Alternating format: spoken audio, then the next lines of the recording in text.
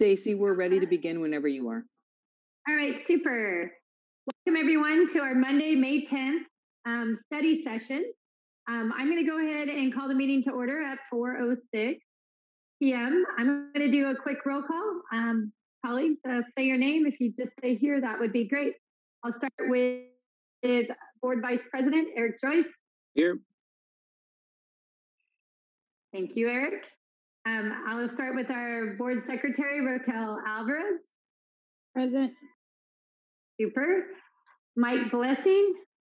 Here. All right. And Eleanor Evans. Here. All right. Thank you, colleagues, for joining us. All present and accounted for. I'm going to go ahead and turn it over to you, Julie, to start this presentation on COVID funding and all our great plans. Great. Greg Moon will put the presentation up. And this is a study session on funding and the various funding sources that we have available to us. So we're going to give you a bit of a deep dive into the 4 funding sources that we have. And I'm just stalling a little bit while Greg brings up the presentation. So we'll go into those 4 funding sources to help you understand why we're receiving them, where they're coming from, and some of the restrictions around those uses, and also the time frame of those uses. And then we're also going to work to provide a pretty comprehensive view of what we have planned so far. It's a study session, so even though we do have a presentation, we don't feel in any way that we need to go through every slide before you ask questions. If you ask a question that may be addressed later, we may say something like, good question, and we'll be addressing that a little bit later.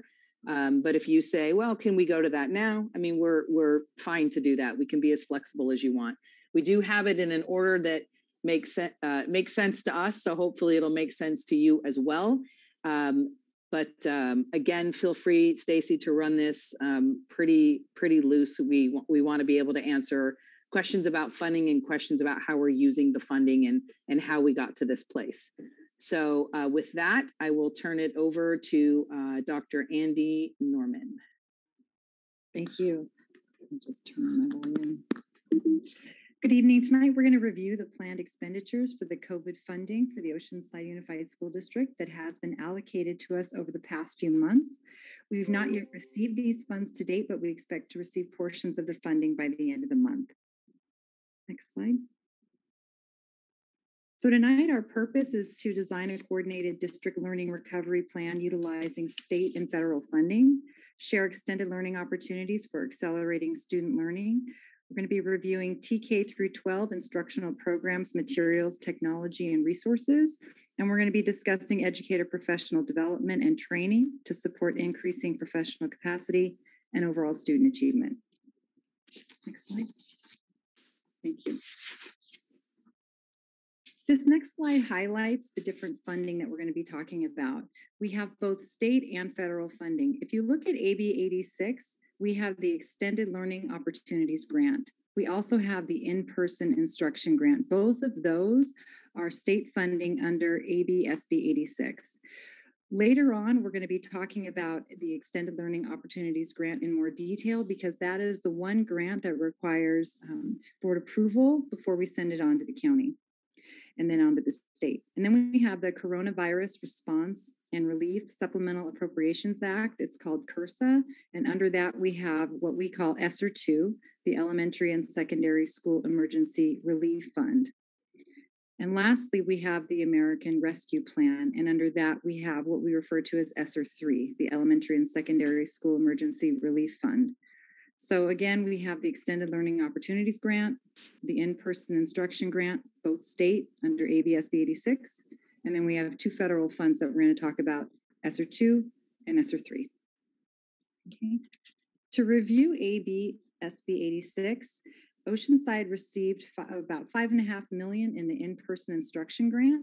Part of receiving that was that we needed to provide in-person instruction by April 1st and continue it throughout the school year. It's apportioned to us based on the LCFF formula entitlement. Next slide.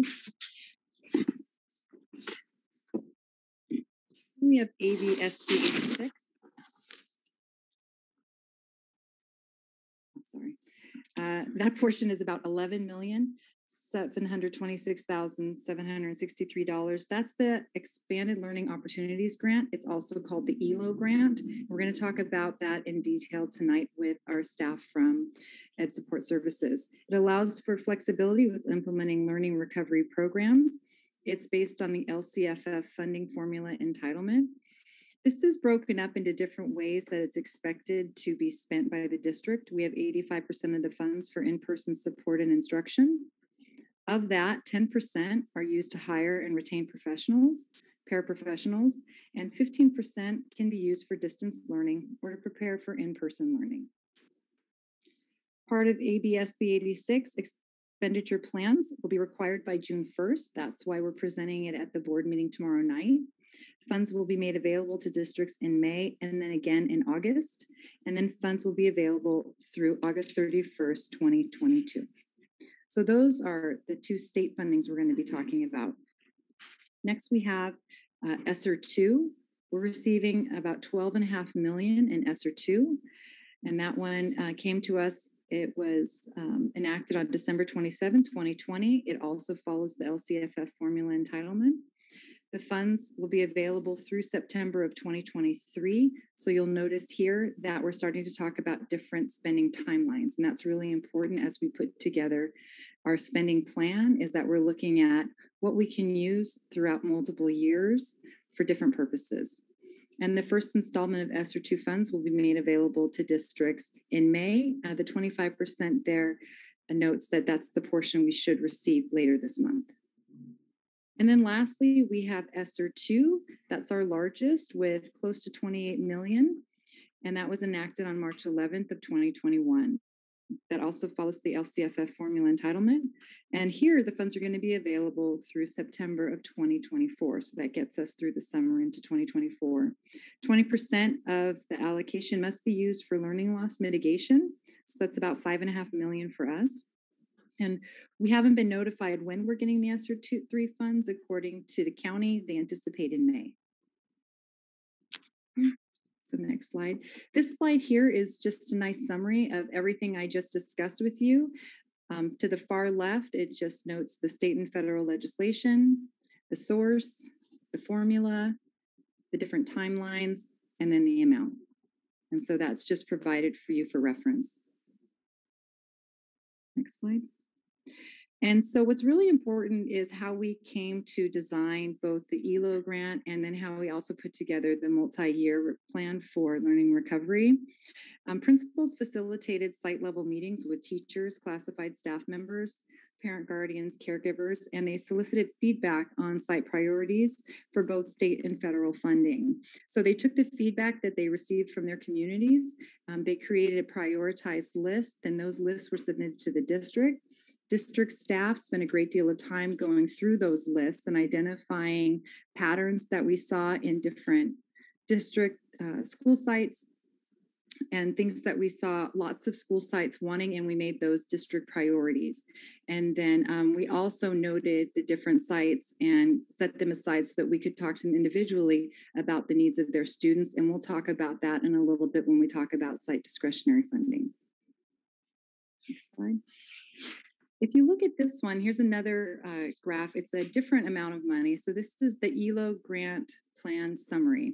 So again, this is the Expanded Learning Opportunities Grant, and this is the one that requires board approval. This total is 11.7 million. And what's important to note about the ELO grant is that it's organized into 7 strategies. And these are strategies for how we're going to deal with learning recovery in our district. And strategy 1 talks about extended learning time. Strategy 2 is accelerating progress to close learning gaps. Number 3 talks about integrated student supports. 4, community learning hubs. 5 is supports for credit deficient students. 6 is for additional academic services. and 7 is for training for staff on strategies of engagement. And so the numbers that you see here represent what we found when we reflected on the district priorities, when we went through each of the sites, and then when we also went through all of our departments and we looked for patterns. And so we found that the best way to organize the ELO grant was really to make it for the centralized service of the district, because we knew we would also have the IPI grant, we'd have ESSER 2, and we would also have ESSER 3 to address other parts of learning for our students. So that leads me into the next slide. The next slide is an overview of putting all the money together. And embedded in here is the ELO grant. So the sum total is just about $57.5 million. So it's quite a bit of money. And embedded in that is the ELO grant.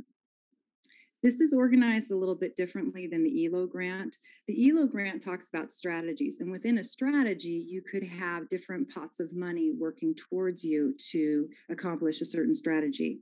With the multi-year summary plan, what we did was we looked at the broad categories that this money would be spent on, and we organized it that way so that what we could do is put together a plan that hits on the next, we're really focusing on the next 2 years, but it can go up to, again, September of 2024. So right now we've allocated close to 49 million. That's not all of the money because we want to stay open to the unknowns and what we're finding that is most effective, or being able to change, and then also taking into account more of what the sites need and feedback. And so here we have the different categories. The money is placed in extended learning. So that really speaks to anything we're doing for summer school and intersession, much like what we saw in the ELO grant. Additional academic supports for social emotional supports, instructional material supplies and equipment, training for certificated and classified staff, talking about TK expansion, intervention, staffing, support, and professional learning, technology such as mobile displays, hardware, and software. I mentioned earlier talking about site discretionary budgets, and then we're also going to be talking about learning environments. So this is really an overview, and next what we're going to do is move on, and we have Dr. Lovey, who's going to go into detail into each of these areas, and then she can provide any other information you'd like to know. So I'm going to turn it over to Dr. Lovey. Sorry, Andy, can you go back one slide real quick? Sure. Greg. This has the ELO grant embedded in it. Correct. So the money, this is including that money, but not including the last 16% of the funding, which are not planned for yet. Correct.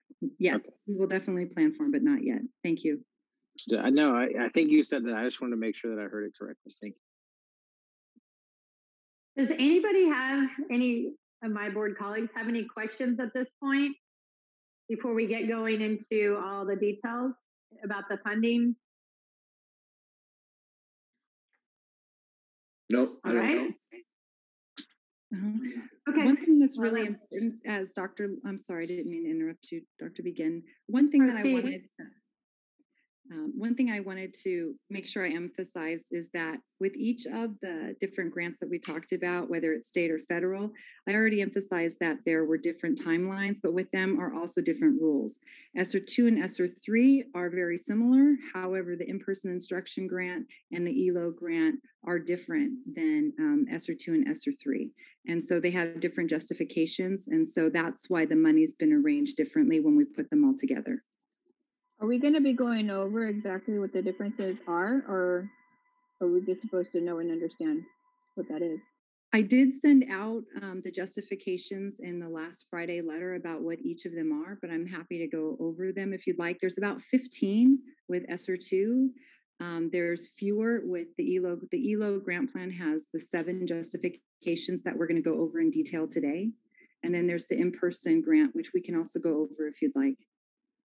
And we're happy to change from that, though. No, and what we're happy to do, Raquel, is share that. Mostly, what we need to be careful of is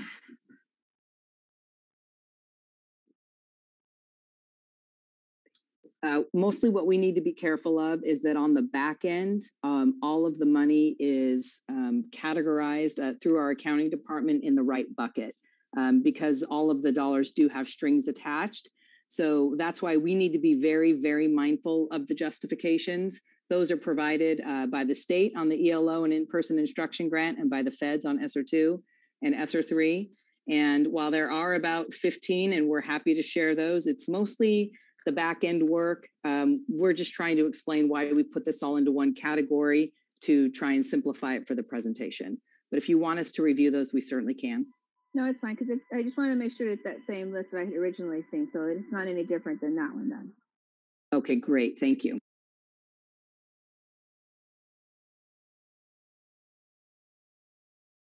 Next slide, please. Good evening, board. One of the things that's very exciting for us is the opportunity to tell our families about the wonderful programs that we'll be offering to their students.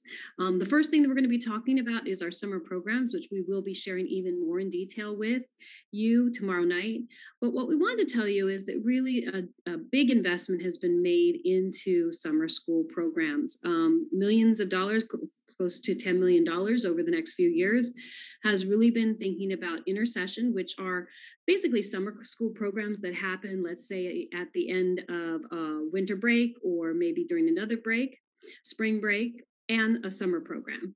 So when we inform our families, we want to make sure of several things: that we use multiple modalities of communicating with our families, that we use email, text messaging, our websites, paper flyers, and that those informational materials are shared in both English and Spanish. We want to make sure that our students who qualify for specialized summer programs are invited using a special letter that is going to be able to let parents know when they can come. And the other thing that we wanted to make sure is that we took an interest survey from our families. So which families were interested in having their children participate in a summer learning opportunity? We wanted to make sure that we got the interest of our families, and that we also talked with our professionals, our teachers and our principals, our assistant principals, about which students would be identified who would benefit the most from our learning opportunities. Next slide, please. Another thing that's very important is for us to understand how these funds can be used to identify specific students who have specific needs that have been exacerbated by the pandemic and a disruption in learning. So a couple of things we want to really think about are those students. We know we have a number of students across the state who did not enroll in kindergarten this year. So how do we do outreach to them so that they can have that opportunity? How do we look at our high school students who may be credit deficient, which is defined as 20 or fewer credits at every grade level? How can we help them to accelerate their learning so that they'll be on-time graduates? We want to make sure that we are also looking at our disengaged students. So we know that through our ongoing attendance monitoring done by Dr. Sparks, that we have specific students at each and every site who have experienced more absences. Dr. Sparks, along with the assistant principals, the counselors, and the teams, have reached out to the students and worked to find out what are those barriers in getting students engaged in school. And what we found is we're able to offer those seats first to the students who are experiencing homelessness, those students who may have been disengaged, those students who are at risk of not graduating. So it's really an exciting time that we have this opportunity to share a robust summer program with all of our students.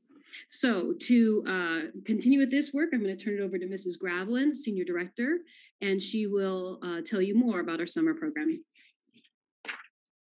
Thank you, Dr. Levy, and good evening, everyone, or good afternoon, everyone. Next slide, please.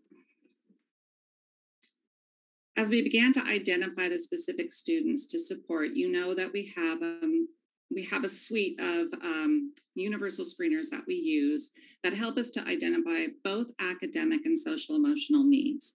And so that suite of tools that we have at our fingertips are here listed for you.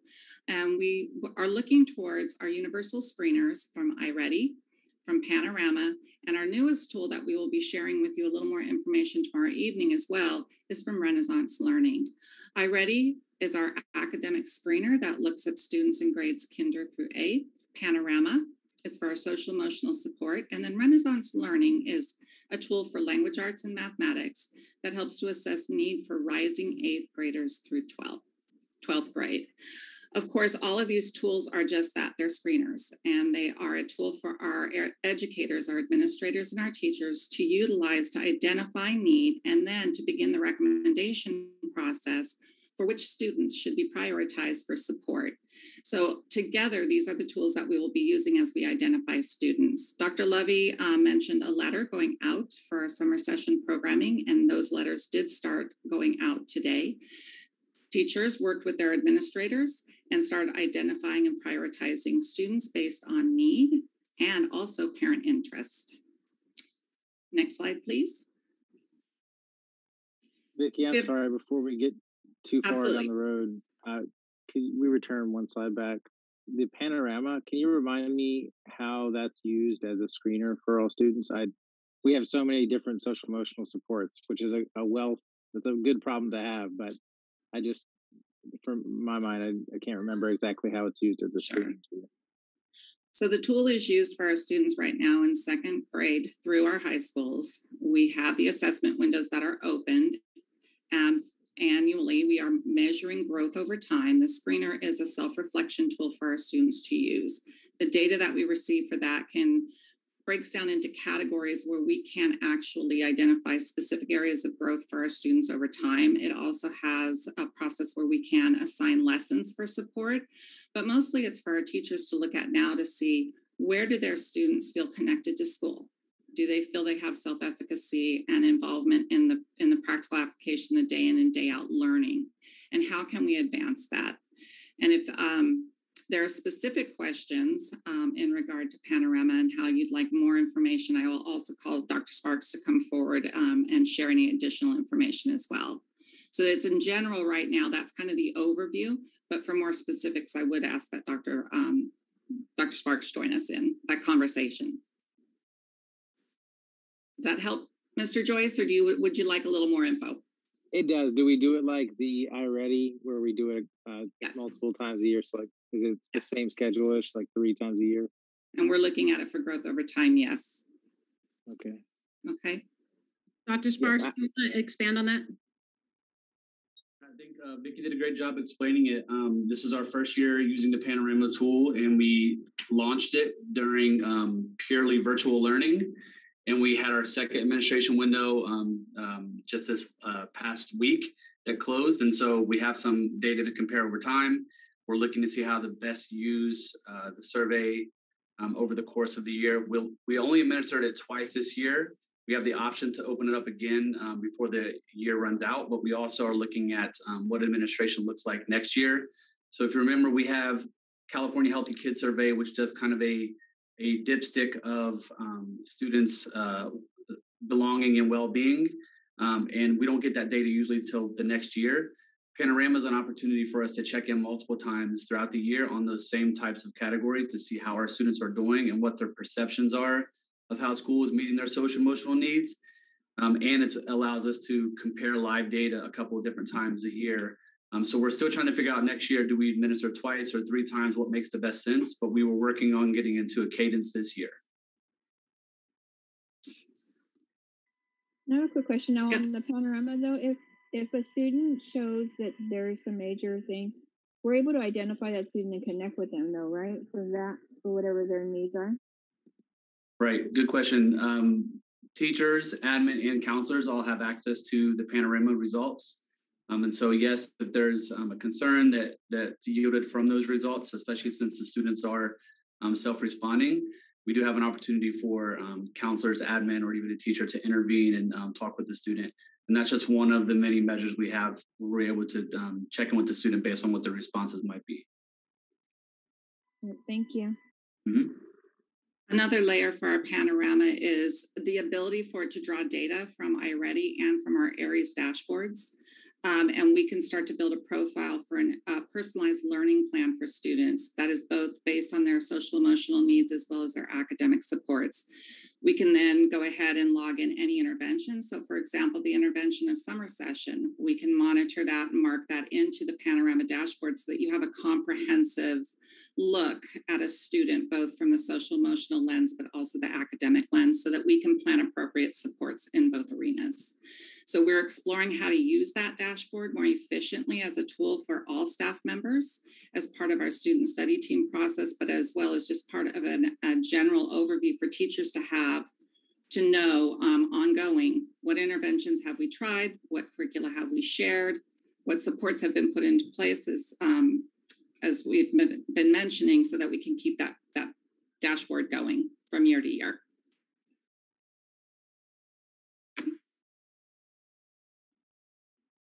So moving forward into strategies for supporting our students, we do have a number of strategies that we are preparing right now, and we're going to go into each one of these in detail. But what I'd like you to note is that, or is of importance right now, is that all of these strategies are working together to accelerate student learning. And that's what we want to do. We want to look at the essential skills that students need and help to accelerate those so that they are ready and prepared for the next school year. And so as we go through, we'll be talking about that acceleration process. Next slide, please. One of the first strategies that was listed was our extended learning time. So as you're well aware, we do offer every summer, we have our migrant education program that has been going on for a number of years here in Oceanside. We, of course, have extended school year for our students with special needs. And we also have offered up English language learner services over the summers. Those are programs that we will continue to have this coming summer and ongoing. But what we've added to it are some additional supports for our students. So starting with our elementary school, we're looking at a program that is focused in on an academic session for English language arts and mathematics in the morning.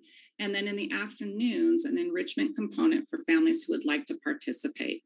And that would be a STEAM component where we would take, again, science, technology, engineering, and math, and we would start the arts and math, and we would do a rotation system for our students. In the morning, the academic component will be credentialed teachers who will be offering those supports. We have specifically designed curriculum that we have purchased in order to accelerate the learning process and fulfill the need for the essential standards. And then in the afternoon, again, the enrichment. All teachers will receive training in the curricula, and the paraprofessionals offering at the elementary level the STEAM in the afternoon will also receive lessons and training. At the middle school, we have our core ELA and mathematics instruction that will be occurring, the social emotional learning, as well as another enrichment component. Each middle school has identified some specific areas that they would like to address, and programming is being developed in relationship to those needs for each site. Dr. Lawrence is going to go a little bit more in depth on the middle and high school, and I'm going to take you through a broader discussion on the elementary. And then for high school, of course, we've got our credit recovery. We are wanting to have the enrichment component and really connecting with our students through the SEL, the social emotional learning, with our counseling support at all levels. CTE courses also at the secondary, and then we are looking into ELD. So that's a brief overview of what we're offering this summer and also anticipating for the 22-23 school year. We'll monitor how these programs work. The transition, what you all know is the successful measure, is the transition of the skills that are in the summer, presented in summer session into the core classroom environment. And that's what we'll be monitoring and looking for. And so we're going to talk a little bit about and give you more information in regards to how we'll be measuring that growth over time and looking for the transition of the skill sets. Okay. Next slide, please. Extended learning time isn't just for the summer or next summer. We're also looking at what can we offer during the school year. So we're looking at intersession programming and planning for that during our spring, winter and spring breaks. We're also looking at before and after school tutoring. The difference of our intersessions and our summer session is the intersession is very much about targeted specific targeted skills because it's a shorter period of time. So how can we identify some specific skill areas that we need to address and target those in a very short period of time? Before and after school tutoring is again ongoing for the school year, and again will be targeted for specific skills.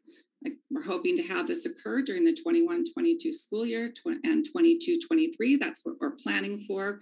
But what we'll be doing is monitoring again the success of our interventions and then looking at what kinds of adaptations and changes might we need to make to meet student need.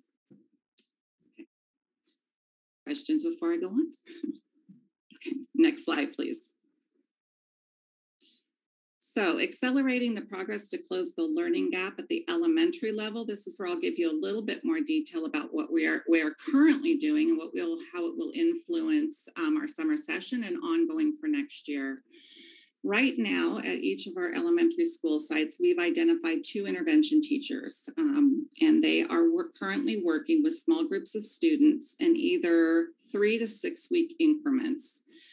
The increments are determined by the curriculum that's being used and the grade span of the student.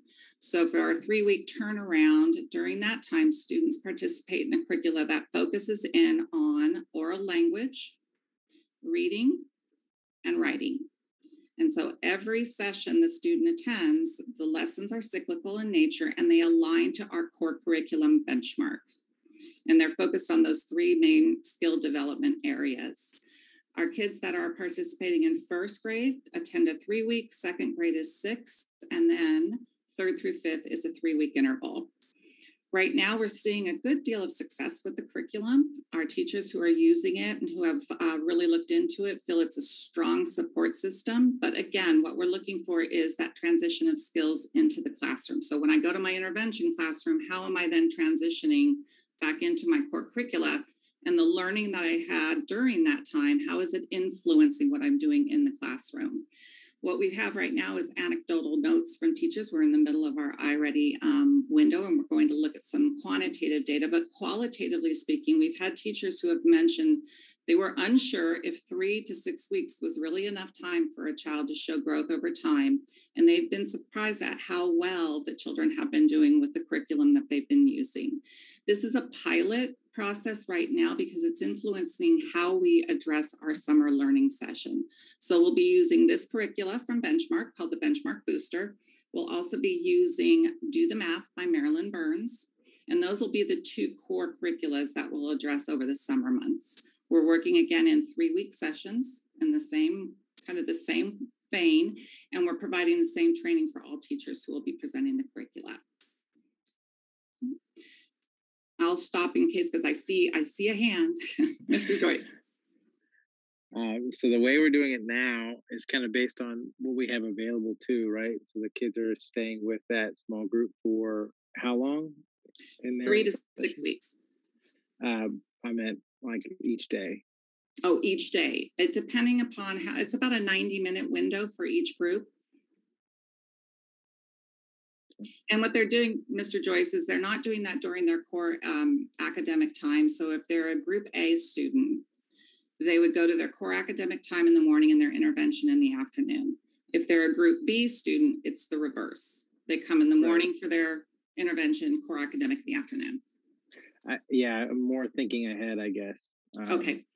Because as to right how now we'll be that doing. works out conveniently in this current model that we're in, but it might be different if we are in a different model in the fall. And at that, I wholeheartedly agree with you, and we can look at that scheduling, and that's one of the conversations we've been having of how can we additionally break up. It might be that we need to have a longer window than 3 weeks and break the curricula up so we aren't interrupting core curriculum instruction. And we'll look at those adjustments to scheduling as we move forward. Can you tell me what this second part, I guess, would look like for these staff members? So for they'll be getting trained on something in summer session?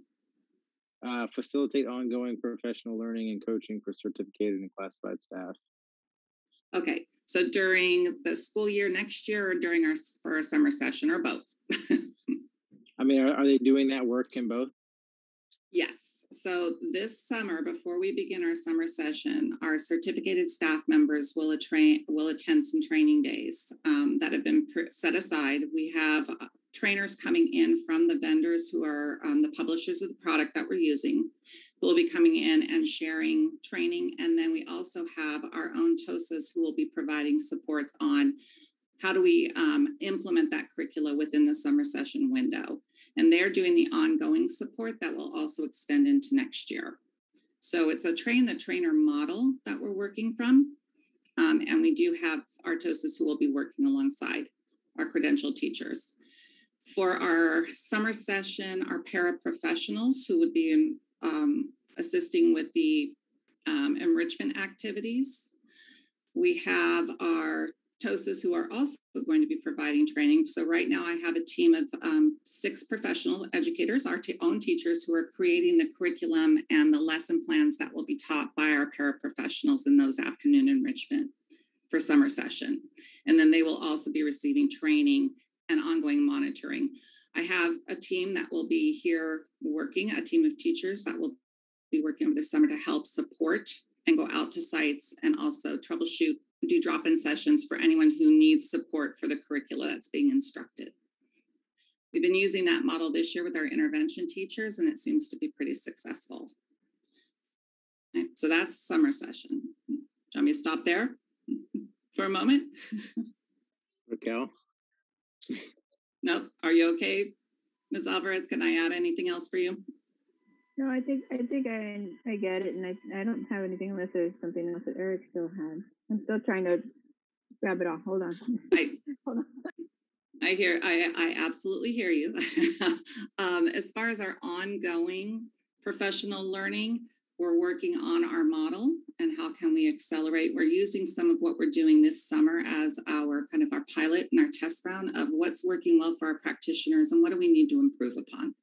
We will have a professional learning calendar prepared and ready to go and started to look at prioritizing which particular topic areas do we need to cover first as we move forward into next school year.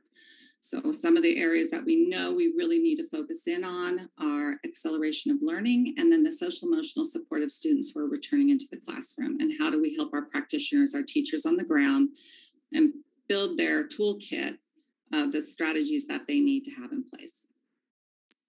And in that whole process of looking at everything, are we going to actually have people that are actually in the classrooms going to be involved in this whole process so that people that are actually doing the work are going to be involved? I mean, that's my number one thing. Always, it seems like we don't always have that. And so that would be something that would be important to have. Yes. And one of the things we found successful, and you see the model that was used with our educational technology department this year, is lead learners. And so having those learners who are boots on the ground, as you're saying, Ms. Alvarez, those high quality practitioners, as we have a number of, but those who have a specific expertise in an area that they would like to also share, but we also help to train them so that they can then support their colleagues. So we'll talk a little bit more about what that model looks like. Did I get all the questions so far? You're going to talk more about this model in this presentation? Okay. In this presentation, I'm going to, we will talk a little bit more about the lead learner model. I'm not sure how much time I'm being allowed, so I don't want to take more than my fair share tonight. But I'm more than happy to share with you what we have in the works and planning for.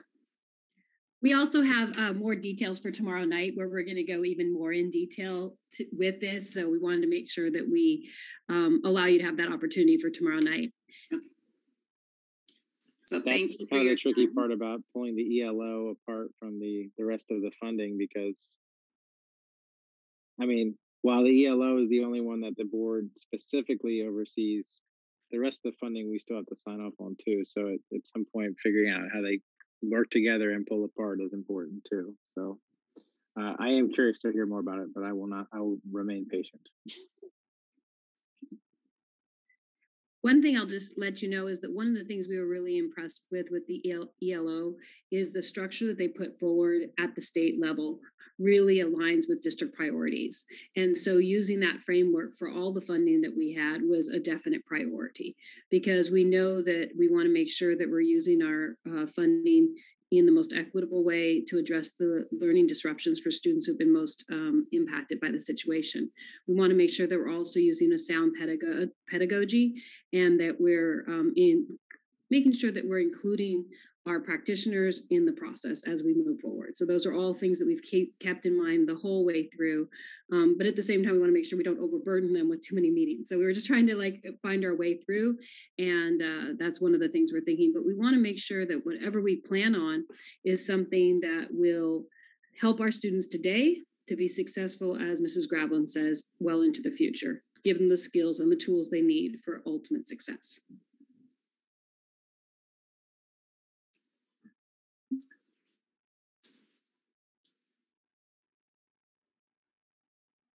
Dr. Sparks? Right. Thank you. Good evening or good afternoon once again, board and executive staff and Dr. Vitale. I get to share a little bit around strategies 3 and 4. Strategy 3 is around integrated student supports to address other barriers to learning. Strategy 4 has to do with community learning hubs. So I'll just share a little bit of information with you about these 2 strategies. The first is around the integrated student support to address barriers to learning. So we look at this as a way to use integrated supports to address barriers to learning, such as provision of health, counseling, or mental health services, access to school meal programs, before and after school programming, or other programs that address student trauma and social-emotional learning, or referrals to those resources that families might be able to get support from as well. We're looking at this in a number of ways for OUSD actions specifically for us. We're looking at expanded transitional kindergarten, so expanded TK, making that available at each of our school sites. Kindergarten camp, which is an opportunity to provide instruction to our incoming kindergartners for 2 full days over the course of a week with specific curriculum that will be focused on foundational skills for what it means to be a kindergartner coming to school, considering that a lot of our students who are coming into kindergarten did not have a normal or typical preschool experience. And so we're looking for opportunities to connect with them prior to them entering into the kindergarten classroom. We're also looking at social emotional supports through not only our partners, but our counselors. Counselors will be available for some of our summer school programming. We have 4 positions that will be available to support summer school programming. In addition to that, we have a number of summer supports, one being the Wellness Together partner who I shared with you all a few weeks back. They'll be with us throughout the summer supporting their schools and taking on additional caseloads throughout the summer to provide mental health counseling. Palomar Family Counseling Services supports our students through the end of June. And we have Vista Community Clinic who will continue to provide dental health and mobile health services to our schools and our summer programs. We have Care Solace, who's another one of our partners that I share with you all about, that will be available to all of our students, their families, staff, and their families throughout the entire summer as well. We have our student services team who will be available throughout the summer and on call to support and help coordinate any services that arise at sites or that are made aware to us here centrally. We also have our partners such as TC who remain on with us throughout the summer to help coordinate services for students and families who are in need. In addition to that, we'll continue partnering with our before and after school programs both this summer, but also going into the next school year, depending on what our schedule looks like, to either continue serving in the EEP and SLC model or transition back to a more traditional before and after school program model. We also have our counselors who support with middle and high school transitions. So all of our counselors in the high school reach back and do programming for middle school students transitioning up, and any students who are transitioning from elementary to middle meet with our middle school counselors. And then we'll continue with our school meal program as you all are familiar with. If there are additional questions around the integrated student supports services, I have at least a 90-minute presentation that I can share with you all once again, if you're interested in that. Next slide, please. The strategy 4 really focuses on the community learning hubs. So again, leveraging partners that we have throughout our community that provide students with access to technology as well as high-speed internet and other academic supports. So in particular, we have partnered with throughout this year and will continue throughout the summer to partner with folks like Project Reach out of Vista Community Clinic, who run programs at Libby Lake and Balderrama Rec Centers, to where students can come and receive support from their staff, but also have access to internet and also have access to the facilities at those rec centers.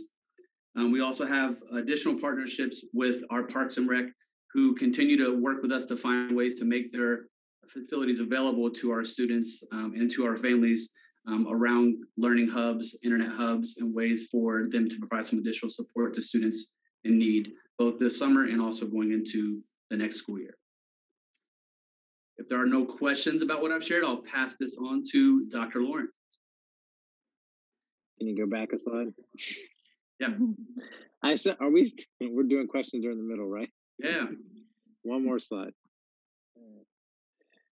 Expanded TK. So we are going to be able, first of all, that sounds like a wonderful idea. I'm glad that we're following through with it. We're going to be able to expand TK to all sites. Yes, in the coming school year, we're expanding TK to all sites, and we're also expanding the window for which families can apply for TK. So rather than a traditional, September 2nd window for families, for students to be able to get into TK, we've expanded that window to include more students all the way back to July 2nd. Okay. And then how long is the kinder camp for incoming kinder students? The kinder camp it's a total of 2 days of instruction. And so what we're working on determining right now is that if that's 2 days complete, back to back, or whether it's 2 days spread out over the course of a week. But we have a week set aside to where we can provide a full 2 days worth of instruction for those incoming kindergartners. And then kinder across our district is almost full day, or I can't remember where we ended up at the last time it's almost the full day. It is. It's considered a full day. Mm-hmm. Okay. All right. Thank you. Welcome. Dr. Lawrence? Yes, good evening, Board of Trustees and Superintendent Dr. Vitale. It's my honor to present to you strategy number 5. Strategy number 5 deals with the supports for credit deficient students to complete graduation and also to increase or improve students' college eligibility. To address the needs of students who may be credit deficient at both the traditional and alternative high school sites, multiple supports will be provided to students during the summer and regular school year. This will include credit recovery sections for students where students will enroll in credit recovery classes to make up credits through APEX with the support of a teacher. In addition, students will have access to classes where students need the direct instruction of teachers in supplementary classes where students have historically had more difficulty passing online credit recovery courses. This would be courses such as an Algebra 1 or Algebra 2 or other content area courses. Before and after school opportunities for learning will also be provided to students to take credit recovery courses and or to engage in tutoring or special enrichment sessions. Such offerings will be provided to students throughout the year in the areas of even AP test prep, college preparation, tutoring sessions, and special workshops focused on improving students' college eligibility. We will also continue to monitor the progress of all students and provide students with time-sensitive support through placement in these offerings. Next is Dr. Lovey. Thank you, Dr. Lawrence. We know that the most important resource we have in our school district are our educators and our staff. And so we want to make sure that our professional learning meets the needs of our teachers and staff, that it's systematic and ongoing. We have identified specific topics that align with board goals and also the needs of students. We have the importance of having students with disabilities being integrated into as much general education as possible and have a least restrictive environment. That we have an equity-focused learning environment and that we are supporting students and everyone is included. And we also have that we are looking at student data as we move forward. Much like Mrs. Gravelin talked about, we want to make sure that every one of our actions results in improved outcomes for our students. So as we look at this, we also want to make sure that we are looking at emerging multilinguals, which means both our students enrolled in TWVI and our students who are English learners. The students who are able to speak multiple languages will have more opportunities to be global citizens and to be successful in their future careers. So we know that teachers have specific needs. We also know that they have specific areas of expertise. We will be leveraging our lead learners, which are those teachers and other professionals who are excellent in particular areas to help support their peers. So we believe that's going to be really important. So that's one of the important things as well, that we put aside time for systematic, ongoing professional learning.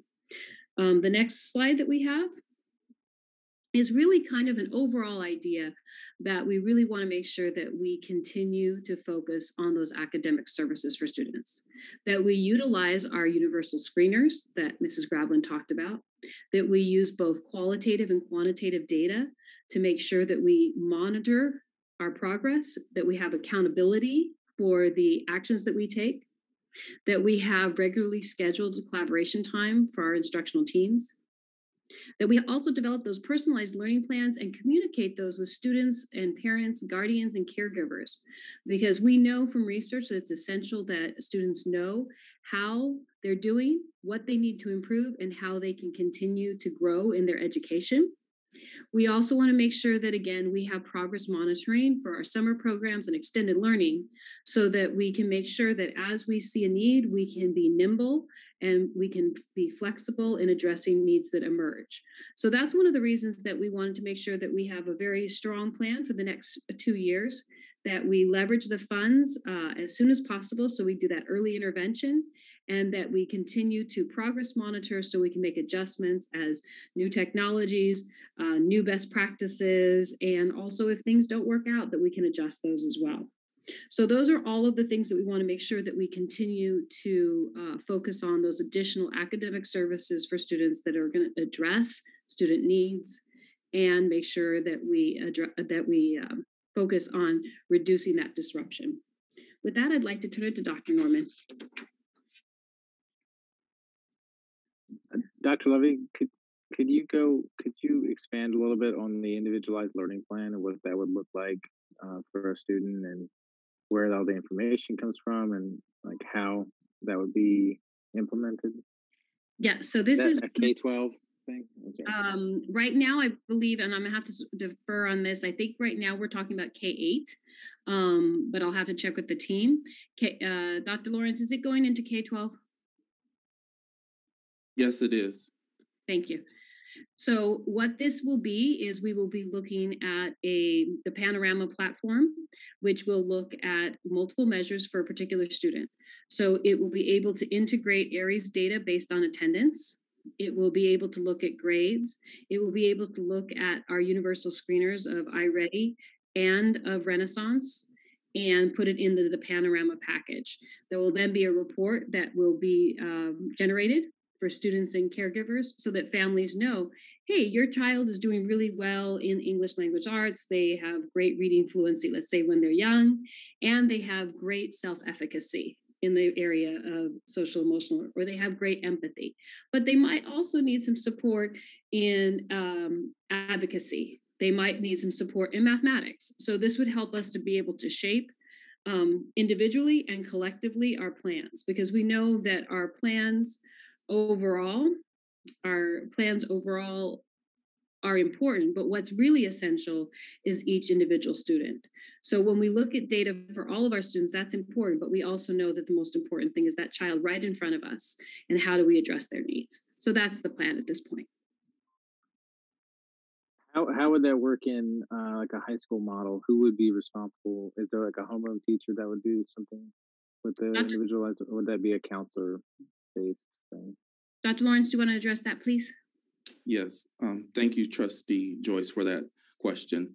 In working with Panorama, we looked at how does that become now a grad plan tool? How do we look at that? So it would be drawing information from, for example, if a student begins 9th grade at the high school level, bringing in the information from their How did they progress in their specific core classes, math, English, science, social studies? What were some of their survey results of how they felt about school at that time?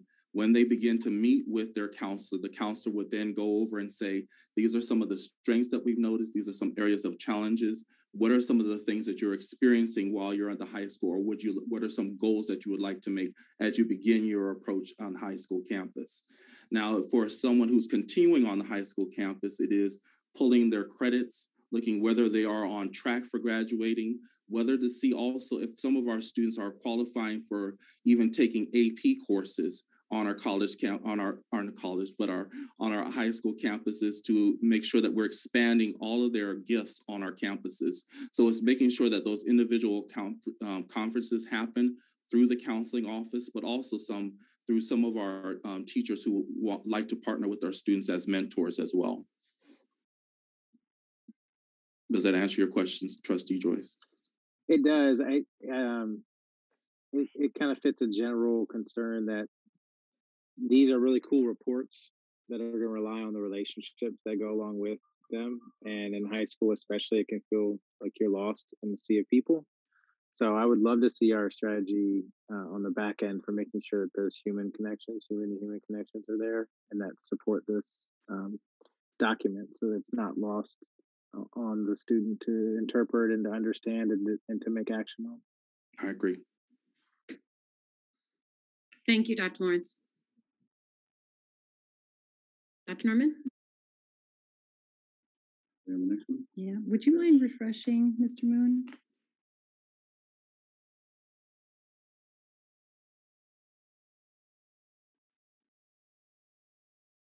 Great, thank you. Well, this is an exciting slide. I'm really excited about all the things that we're going to be doing here. Something that came in from many of our sites, almost all of them, through both the Long Range Facilities Master Plan Committee and then also through the prioritized listing from the sites coming in from the teachers, the classified, and the parents, are a need for outdoor shade structures for learning spaces. So we've put in an average cost in the budget of what a typical shade structure would be. It's going to vary when you look at your size, your different sites. For example, Chavez would probably have a larger one than, say, maybe one of our smaller sites. We've also already started ordering outdoor tables for our expanded learning outside. You'll see that come across in the board meeting tomorrow night, and then we'll have a phase 2 in the summer. We have HVAC, which is our heating, ventilation, and air conditioning for school sites. That's based off of our deferred maintenance, and our director, Mitch Maynard, keeps account of the priorities for our different sites. So we have that in the budget. We have flexible furniture for elementary classes. This one was another item that was on many school sites lists, and something that our teachers are asking for. In response to that, we put out an application for teachers who would want to serve on a committee to help us explore options for furniture. We had 3 times more teachers apply than positions available, and so we know that people are really interested in this and they're excited about it. We have our first meeting this week, so we'll be sharing more information on that coming. We're going to continue to purchase PPE, hygiene supports, and things such as our air purifier filters. So we've budgeted to that for the next 3 years also. And I'm going to go ahead and throw it over to Mr. Moon, our CTO, who's going to talk about the exciting things we've done and will do for our technology for classrooms. Okay, thank you, Dr. Norman. On the technology front, we have recently we received devices we had ordered as early as last summer. So all of our K2s are outfitted now with a Chrome tablet. Those have all been delivered to the schools. Our 3.8 Chrome book devices are at the vendor and on their way to us this week, and our 9.12 Chromebook devices have been delivered to all the high schools, and those have been are in the process of being distributed, from what I understand. On the mobility front, we're looking to put all staff, teachers, support staff, on laptops instead of desktops. So we're looking to eliminate most desktops from our spaces. Every employee will have a mobile computer so they can work wherever they need to. Those have all been received, and we're in the process as staff and labor allow to get those out. We're moving towards mobile displays in classrooms, TVs, basically large screen TVs on carts. and those have been deployed in some schools already. Some of the schools got out in front of it and got a lot of them ordered and installed. We'll be looking to order the balance of those and install the rest of those throughout the district. And the mobile display in the classroom will be our district standard. We also, you also approved last year the audio amplification systems. Those have all, we haven't received all of those yet, but as we receive those, we're getting those installed in classrooms. The last shipment's due almost on the exact last day of school. So when we open next year, all classrooms will be outfitted with those audio amplification systems. Many schools already have them, so that's just a continuing deployment. On the software front, we have a number of applications that you may have heard the names of for front-end instruction, but also on the back end, we have a lot of software. For example, we've upgraded our Google domain to support the Meet, and we have analytics on the back end now. We also are looking with past funds and with these future funds to continue to fund our professional development platforms. We have a platform called Aludo Learning, another called Kite Learning, and those are there to provide professional instruction, especially in the areas of ed tech. As Mrs. Graven talked about briefly earlier, we're approaching the end of our second year with what we call our ed tech lead learners.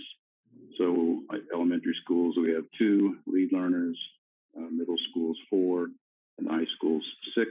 So it's about 60 people, 60 practitioners around the district. Their job is to work. Or Information Technology Services has 2 coaches, and those ed tech coaches work with the ed tech lead learners. They facilitate that group, and those ed tech lead learners are the front line with the classroom practitioners. So they're the way for a practitioner to get a quick answer from a peer, but every practitioner also has access to our coaches at the district office. The coaches have done phenomenal work on the deployment of a lot of these systems, and we're looking to continue that. It's been what I would consider a pretty successful model, and it looking to get even better for next year. So that's just a little brief outline of what's keeping us busy in technology these days. Mr. Moon, I have a question. It disappeared. Certainly, yeah. Thanks for sharing all those exciting things moving forward. Do you know, and you might not have the answer to this, do you know if they're going to be collecting devices and hotspots from students this summer and then redeploying them out next year? Or are students going to be able to keep their devices to possibly do summer school and other things? So our model now is that Oceanside Unified K-12 is a take-home district. So I have encouraged the schools not to collect the devices, except that at the second grade level when they're going to transition to a different type of device, at the fifth grade level when they're going to fifth grade and eighth grade when they're going to transition to a different school. And those are also the refresh cycles. So those are the only 4 times that we would encourage schools to collect those.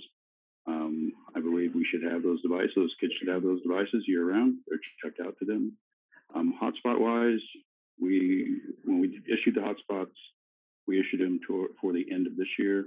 We are looking at redeploying those for families that need them for next year. We almost maxed out on what we ordered, but I think we have a pretty good handle on need. I don't see the need increasing, but if the need sustains this level, we can handle it. Super. Thank you for sharing. No problem. I have a quick question. I know we ordered sound amplifiers for our classrooms. Have we gotten feedback on those amplifiers, and is everybody using what is currently out there? Because if they're not using them, is there a possible way to collect who is not using them and distribute them to who's not, and then avoid having to have that order come in on the last day of school when we wouldn't need it anymore?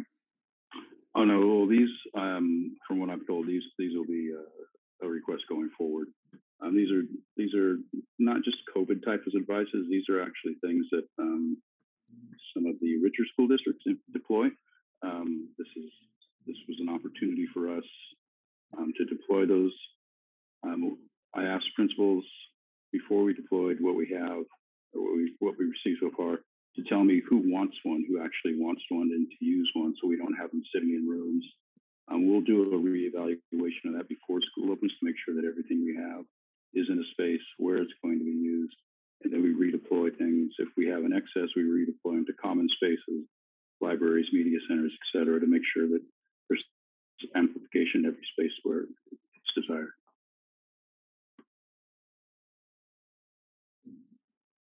Now that we're going to have double the students back on campus when we come back at some point, hopefully, do we have capacity issues with our hardware on campuses for supporting all the devices? Say everybody gets on at once. Do we have issues? We've actually used this as an opportunity, and you've approved many of those things. For example, we're in the middle of deploying 410 new wireless access points across the district. We've upgraded our switches to handle the capability of these new access points. So we have a few more switches to do so that the access points will run at the fastest speed they possibly can. We don't see any problems with capacity. Our speeds are in some place in the 200 to 400 megabit range, no matter where I go in the district inside of a building. Our next thing down the road will be for whatever date. I'd like to see ubiquity across all square feet of our what we own. So I'd like to see things out in the fields. We need to make sure that if the buildings are covered more than substantially, and then we need to also start looking at having ubiquitous internet on all of our campuses. Do you have any ideas about how much that will cost to get Wi-Fi across those campuses so that learning is more flexible for our middle and high schools? I know that's kind of a major ask on the spot. It's a number. It's not probably any more of a ridiculous number than anything else we might bring at scale. So, but I believe it's something that needs to be done. We'll make sure, like I said, we'll make sure that we have all buildings covered. Everything, all of our buildings are in pretty good shape now. We're just looking to take advantage of the new technology that we're installing as far as speed capacity goes, and then we'll look at there's some coverage outside of buildings now, but I'd like to see internet all over the place. So I don't have a number for you. I can have somebody come up with a number. As a technical side of the question, nothing that we're installing now would have to be undone if we were to move ahead with adding that capability to campuses?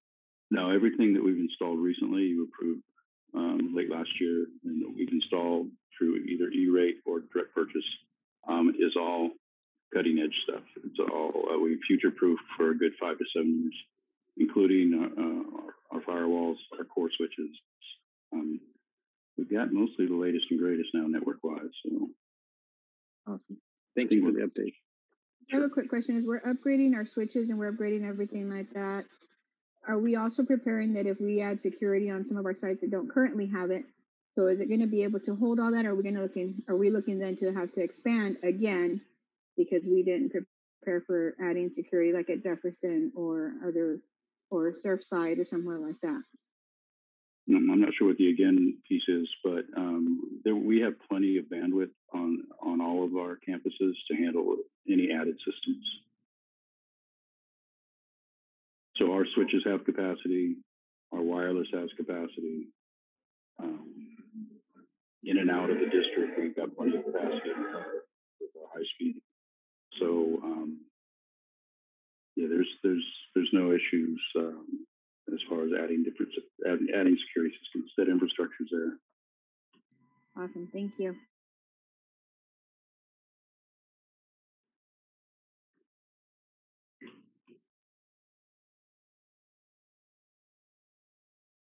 If that's all of our questions, we'll go ahead on to the next slide.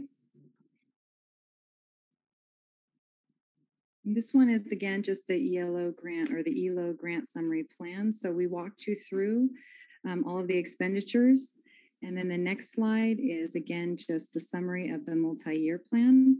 And this will be adjusted as we move through the next couple of years into the different priorities for our spending on behalf of our students.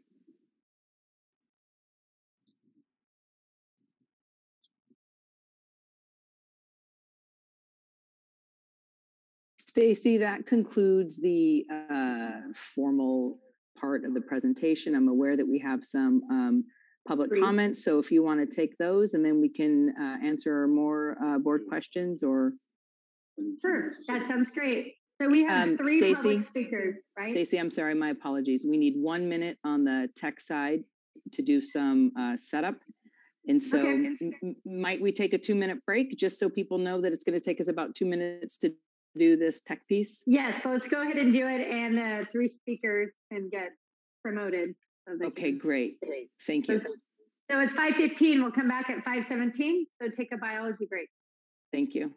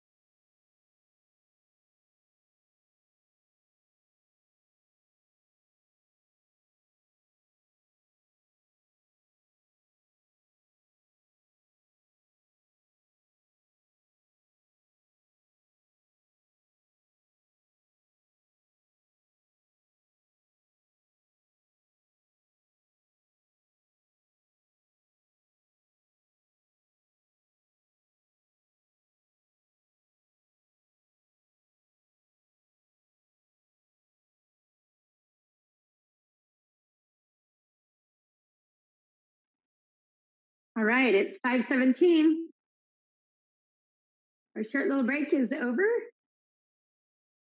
And we have three public speakers. I just want to remind you, we look forward to your meaningful sharing with the board your thoughts, feelings, concerns, ideas. You are limited to 3 minutes, and we'll go ahead and get started. Our first speaker is Michael Real, I believe.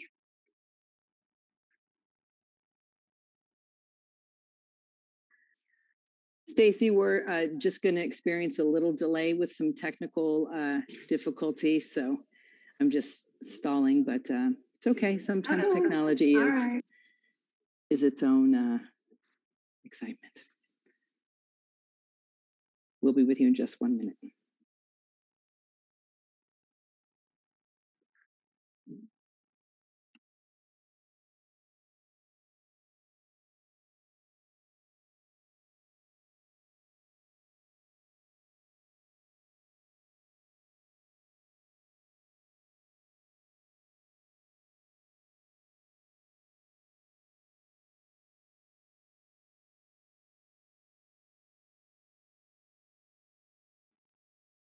Okay, Stacy, I believe we are ready. All right, great. So our first public speaker, Mr. Real.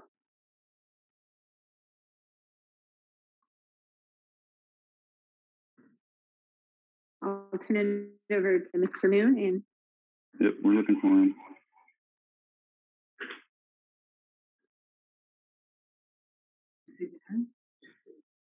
I never saw him in there.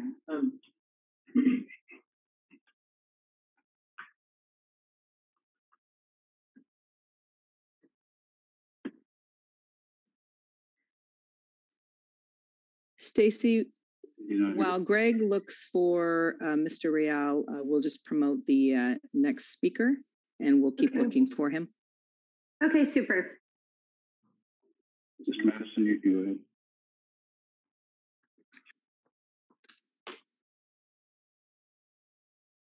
Hello, Todd. You have 3 minutes for public comment.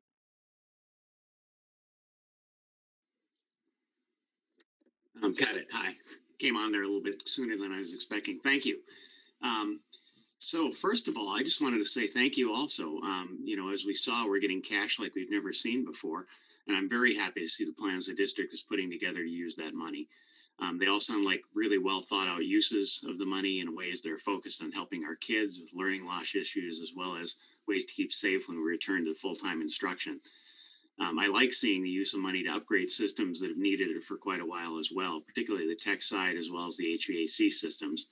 I hope we continue that path rather than, as we've seen done in other districts, and using millions for purposes that really have nothing to do with improving things for our kids, like employee bonuses for simply going back to work. I'm glad this is a great start. Thanks to the district for putting this together, as well as the board for supporting this. Meanwhile, on the issue of fully reopening, we see an agenda item tomorrow where the staff is recommending a full reopening this fall. Of course, we support that wholeheartedly. Hope the board approves that as well tomorrow night. Any parents who want to be a part of that solution are encouraged to join a rally tomorrow morning in support of full reopening, 9 a.m. at the district headquarters building. You can also join the Parent Association at parentassociation.org. Lastly, just a reminder, we need true school choice in this state. If we had that, parents would be choosing schools that work best for the kids. Districts would be falling all over themselves to use money for things that benefit the kids, like we're seeing now, because that's what parents think is important. I'd urge everyone to go to californiaschoolchoice.org, find out about the initiative we're putting on the ballot in 2022, and add their name to the supporter list. If you really want to help, check off the volunteer box. You'll get to me. I'm the San Diego County Chair for the effort. Thank you very much. All right. We have Mr. Real. Oh, we have Elizabeth Reeves. Excellent. Hi, Elizabeth. Hi, how are you? Great, great. You have 3 minutes. Perfect. Thank you. I'm really encouraged to hear the recommendations from the district with respect to helping combat learning loss. That was actually the majority of my public comment. So I'm cutting most of it, but because I really was happy to hear not only that there was money coming, ways that it could be spent, particularly on people who have been struggling this year. I also wanted to add that I really encourage you to make publicity for these meetings much broader so that more parents can be aware and you can get a diverse number of responses, particularly at the full board meetings, because sometimes the issues of the schools reopening and everything, which is really the number one issue, kind of gets buried into the agenda. It'd be great if you just start with that, because that's, I think, what really what parents are interested in hearing about. Also, I'm in the military, and I would just also recommend that as you're talking about using multiple communication modalities to help to reach parents and students that may have been kind of left behind this year, that you also take some creative approaches to reaching out to any military members, many of whom who, have not even moved here, but will be coming into your school system and kind of been lost, not only coming to the school system, but probably from whatever school system they came from, are facing a similar learning gap. So I would just encourage that you take some resources to reach out to that population as well. And that's all I have. Thank you. Thank you, Elizabeth. And did we find Mr. Real? No, Dr. Begin, I did not find him. Okay. We can go ahead and start board discussion. That's my train, sorry. Let's go ahead and start board discussion. I'm looking at my board colleagues over there. We can continue to ask questions of staff, and anybody want to share their initial thoughts? Stacey, I want to just need share to one say something. thing Sorry. in relationship to the military connected students in schools. That is part of why we have allocated money for site discretionary funds, so that our 3 schools on base, they will tailor systems and other things that they want to put in place specifically for the military connected students. That is one of the reasons why we thought that allocating funds for sites specifically, because not all sites need the same thing, and that's a great example. That's why we have that in the budget. So I thought that was a great thing to bring forward. And yeah, so we're ready for questions, or if you want us to go back to the presentation at all and dive in wherever else you need us to dive in. Go, Raquel. I just need to say, I wanted to apologize because I don't know if I misspoke or was misunderstood, but I know for like the technology part of it, I just want to reiterate that I just want to make sure that like for Greg and his team, that it wasn't that I was saying like like for you, that it's you all that are not focusing on the financial part of it. In the past, it's never been a focus and a priority to make sure that the things that we're upgrading to and the things that we're changing and how we're doing things currently, that it's always been a priority, not only just for that department, but for even the board. And I know for myself, technology is one of the number one things, because it's what makes our schools function.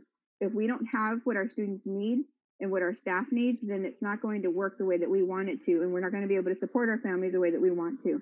So it's a priority. So I want to make sure that we are supporting you and that you're being heard across the room and across the district and across every aspect that we possibly can, to give you the support that you need so that you have what you need to be able to keep on rocking it the way that you are. So I just wanted to reiterate that because you guys are rocking it. So I just wanted to do that. So thank you.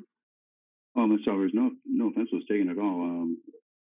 There's some things that are in place here still, and were here when I got here, that I couldn't possibly tell you how they got like this, but we just wake up every time the sun comes up and try to make the place a little bit better. Thank you for that.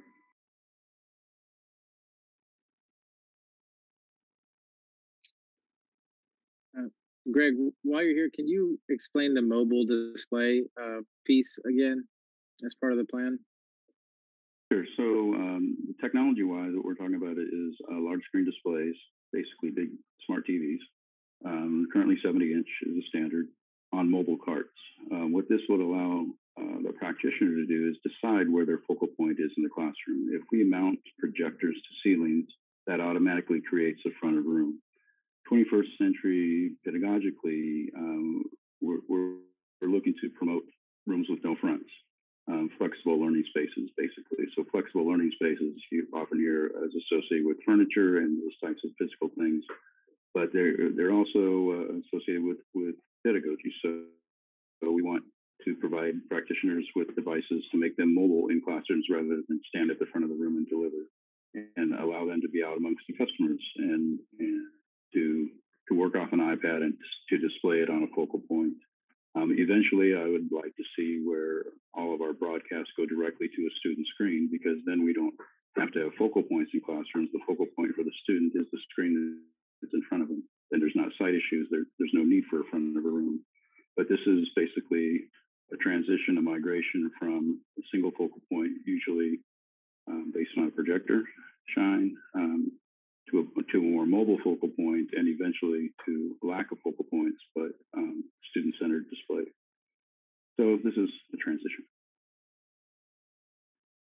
And with that, is that going to be able to be something that we could also, like if the students moved outside, so the teacher decided today they're just going to move outside, so hey, let's take everything out, let's go out. Is that going to be a possibility? Because we're going to be able to have access for that out there? They're mobile, Ms. Alvarez, so I can only imagine what mobility might provide some people the opportunity to do.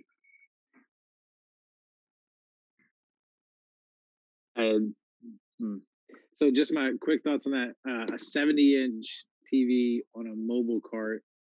I gotta see how that is made stable. That scares me just from like trying to catch it. But the other thing is, I've been in some of our upper grade. This is for K-12, or is this K-12 primarily? As with every standard, you're going to have some kind of variance.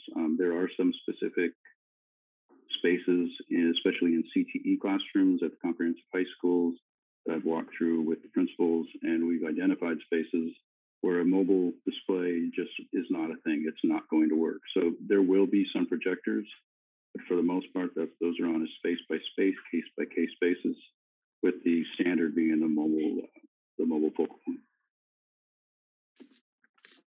Hi, Greg. I had the opportunity, this is in reference to Eric, I had the opportunity to actually view and work with one of those screens, and they are highly stabilized. It's almost like it's one unit with the cart and with the TV. Okay. Yeah, the carts that the schools are procuring are actually are quite a wide base, low center of gravity. I had the same thing, so I always imagine a 5-year-old pulling the thing over on top of them, and so we have no desire to be in any kind of suits like that. So these things have a great deal of stability. Yeah, although it sounds like you could roll them around like skateboards in classrooms, for the most part they'll be in a particular spot in a particular room, but that spot can then be chosen by the practitioner rather than by some faceless IT person deciding where a projector goes. Okay. I have I guess more of a concern. We talked about engaging and re-engaging our students in terms of attendance for the fall and for the summer. I know we're sending out letters, but that personal element is so important. Is there any way we can do something like robocalling, or even better, going door to door, or some way personally contacting a household regarding their scholar? Ms. Evans, thank you. We absolutely agree and couldn't be happier to report on some of that progress. Dr. Sparks, could you share some of the progress we've made? And that this continues to be a priority for our board. Can everybody hear me okay? Volume? Now you can. Can you hear me now? Yeah. Okay. All right. I saw some people leaning in. So thank you for the question, and that our board and leadership continues to be focused on this. So we are doing calls. We're also doing letters. We are not only sending letters to students who are accumulating absences, but we're sending letters and doing calls to students who have improved on their attendance, especially since we've returned to more in-person learning opportunities. We recently pulled a list of students who've been identified as chronically absent, so having 18 or more absences over the course of the year. And that's the list that we've been working with on sites and all of our partners to identify students who would benefit from additional support. A lot of that work has been done by going door to door, doing home visits, and we've been able to work through just about 40% of that list, meaning with the students who showed up on that chronic absenteeism list, about 40% of them have shown that since they reached that 18 days or more of absences, they've improved attendance when we returned to in-person learning and since spring break. So that's a daily project that I continue to work on with our assistant principals and our attendance clerks. They've been doing excellent work in outreach here, but we really are coming at it from all angles, whether it be in person, door to door, ensuring that our students who have a lot of absences get access to the SLCs and the EEPs, that they get first offer to summer programming. I'm just trying to find additional ways for them to be engaged as well. But we definitely have a campaign ongoing to reach out and to re-engage our students who have missed even 18 days of school, but anywhere above that as well this year. That's really been our approach the entire year. I kind of want to back. Sorry, board member. Go ahead. I wanted to back you up on that. That was one thing I had on my list of radical ways to kind of pull everybody in. Are there models out there where practitioners are encouraged, paid to do home visits prior to the school year to really up the engagement piece on those students and families to make them feel connected and seen as such? Are there models of that out there? Can I intercede? There are models. I wrote one for the National Education Association on home visits. And at that time, there were funds available for teachers to actually go to students' homes to in order for them to meet with them and the parent and getting the student back into the classroom. So it's out there. I'll see if I can locate it, but definitely they are there. Right. Yeah, thank you. I would love to read the research as well, and I would also add, Trustee Joyce, that we are working on becoming a model, and that's very much our intention to show how we have really leveraged not only our partners but also our school staff to re-engage students who have disconnected, and not only just 1 or 2 times of outreach, but pursuing students throughout the entire year until we help them experience a little bit of success, even if that's 1 day extra of improvement, 1 day extra of attendance. That's what we're really going for. Our partners, such as TC, they spend a lot, if not most, of the summer conducting those home visits, and oftentimes there are school staff that are going along with them on those home visits. That happens throughout the year as well, but I would like to pursue even a more formal model to where we make that part of our outreach on a regular basis. But we have site staff and we have partners who regularly do the home visits and the calls for outreach, but always open to additional ideas and additional research to help improve our outreach campaign as well. Yeah, so I was actually speaking more to the doing a model outside of students that are experiencing problems getting to school and doing it broadly as a coalition. More of a proactive approach, is that what you're referencing? Right. So if you think about families that may have felt disconnected, and rightfully so, it's been hard for everybody to connect, even like to personally feel connected when you see other people now because there's so much hesitancy.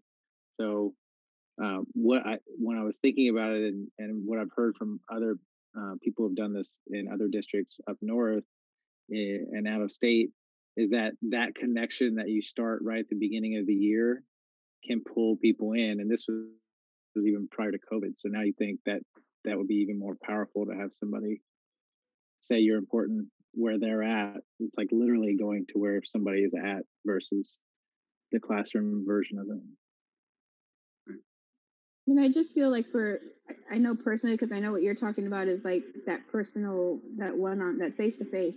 And I know like with myself, I went back to that whole thing of we were able to knock on all these doors during the pandemic already to get a bond passed. And we were talking with people and just still having conversations. So why couldn't we do that same model or that same mentality of being able to have a conversation with somebody, because then it also makes them feel like they're being heard, because so many of them feel like they're already not being heard or they're not being connected with. And there's those, because we still, for whatever reason, and I don't understand why, we don't connect with everybody. We don't get the message out to everybody, and there's still that gap. And so if it means me going and knocking on 2,000 doors over the summer, then so be it. But, I'm not going to be happy about all the steps, but hey, I'll do it, whatever I need to do, because we need to have them feel like they matter and that we care and that we're listening and we get it because we're living it with you.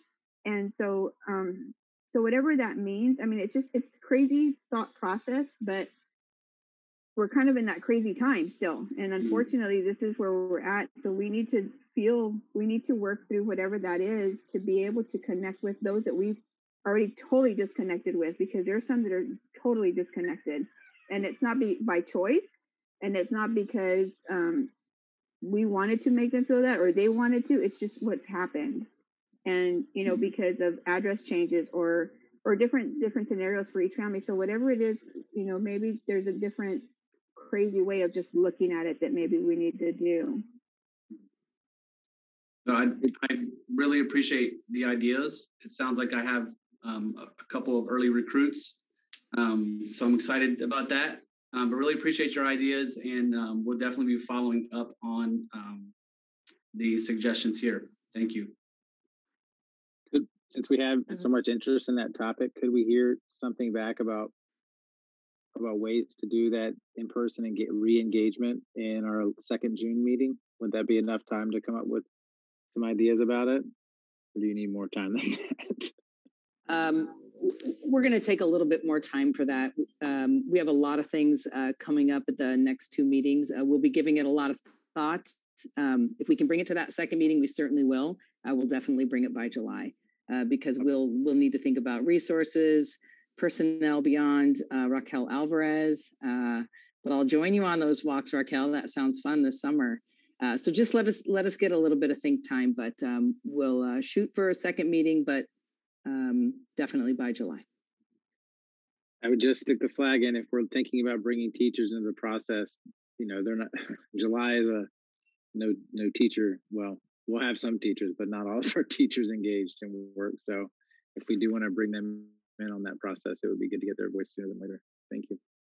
And also, we're kind of talking about having teachers establishing their relationship with their scholars, like that first 2 weeks, contacting each of their households. And I know, like, you may, in middle school and high school, maybe 200 households, but you're calling to say, introduce yourself, introduce a little bit about your program and saying something positive about that child.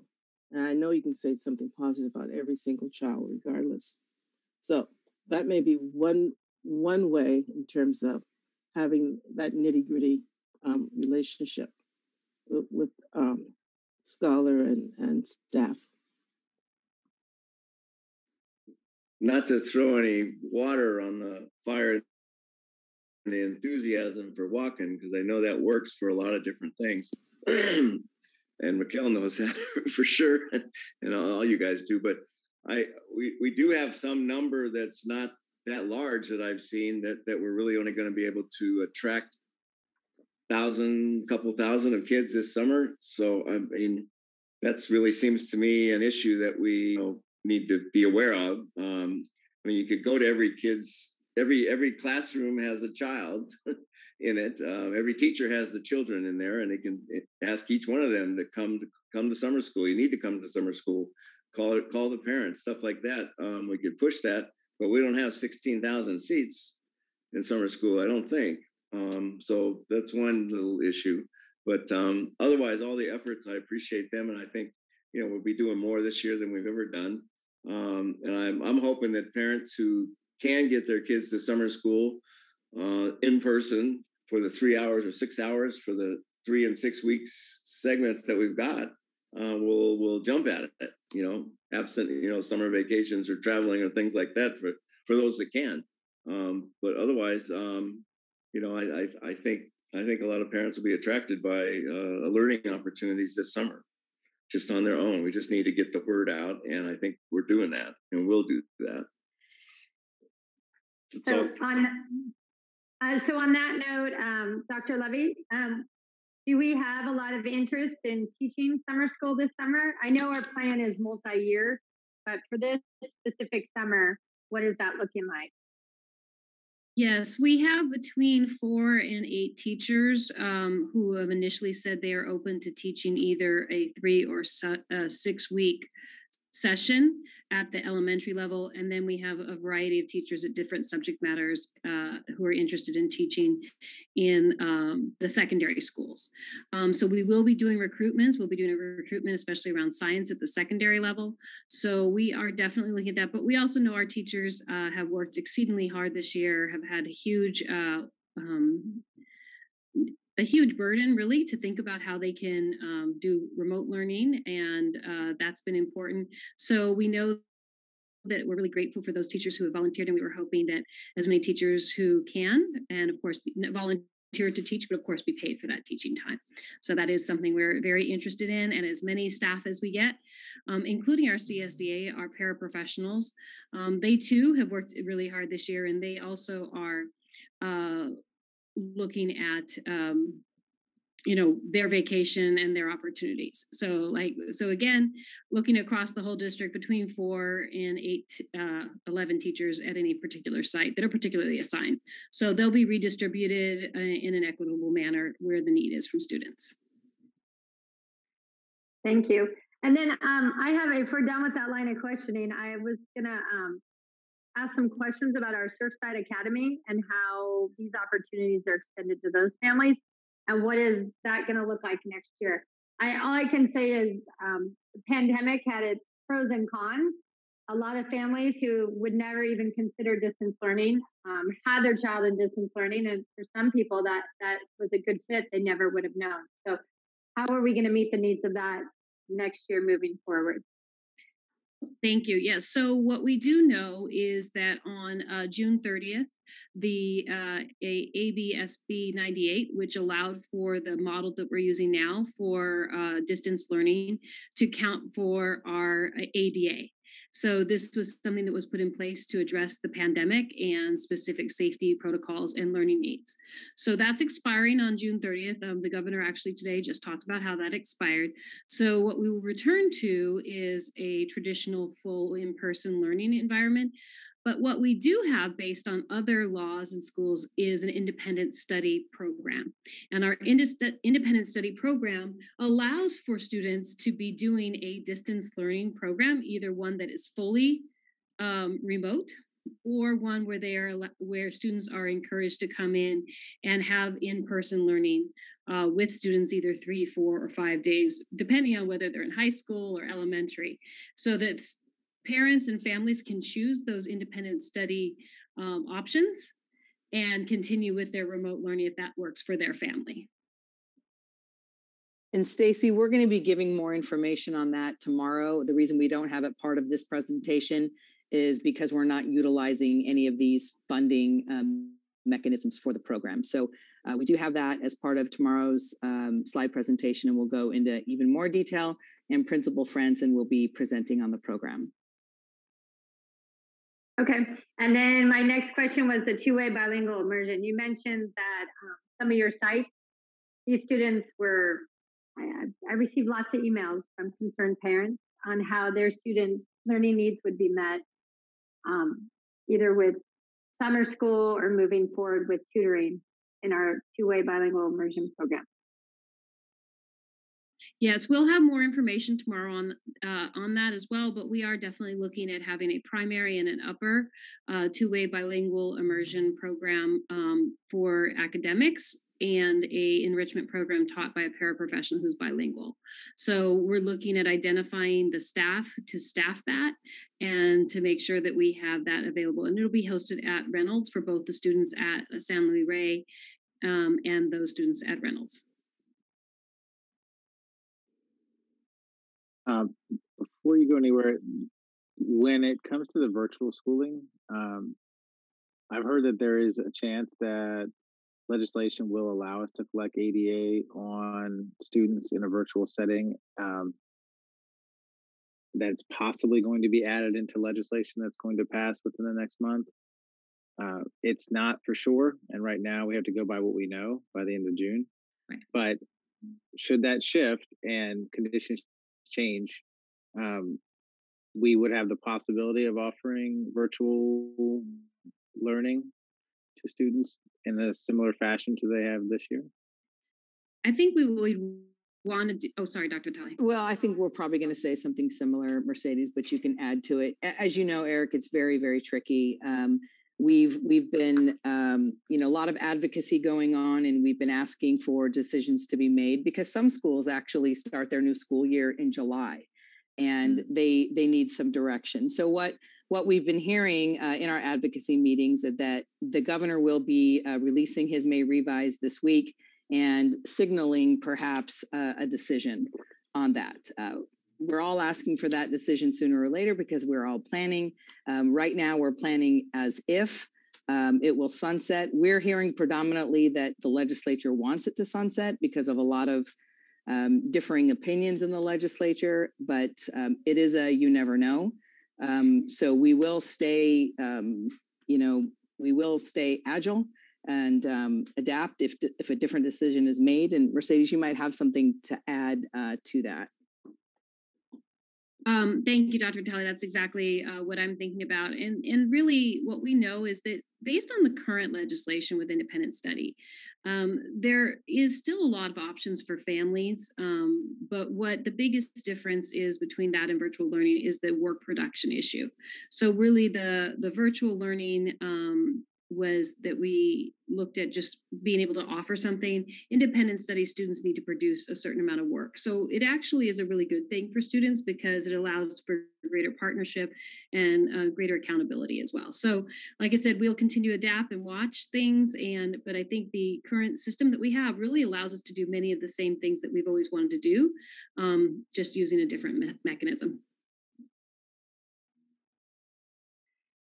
So I have to say, just after you did that whole presentation, thanks for doing all that work. I know that was a lot of legwork.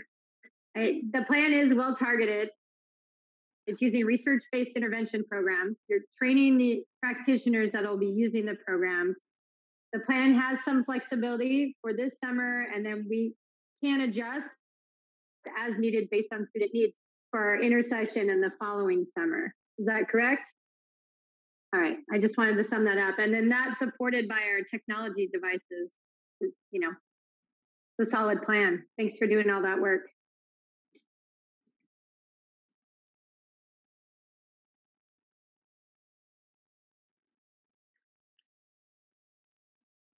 I second that. Appreciate the work tonight.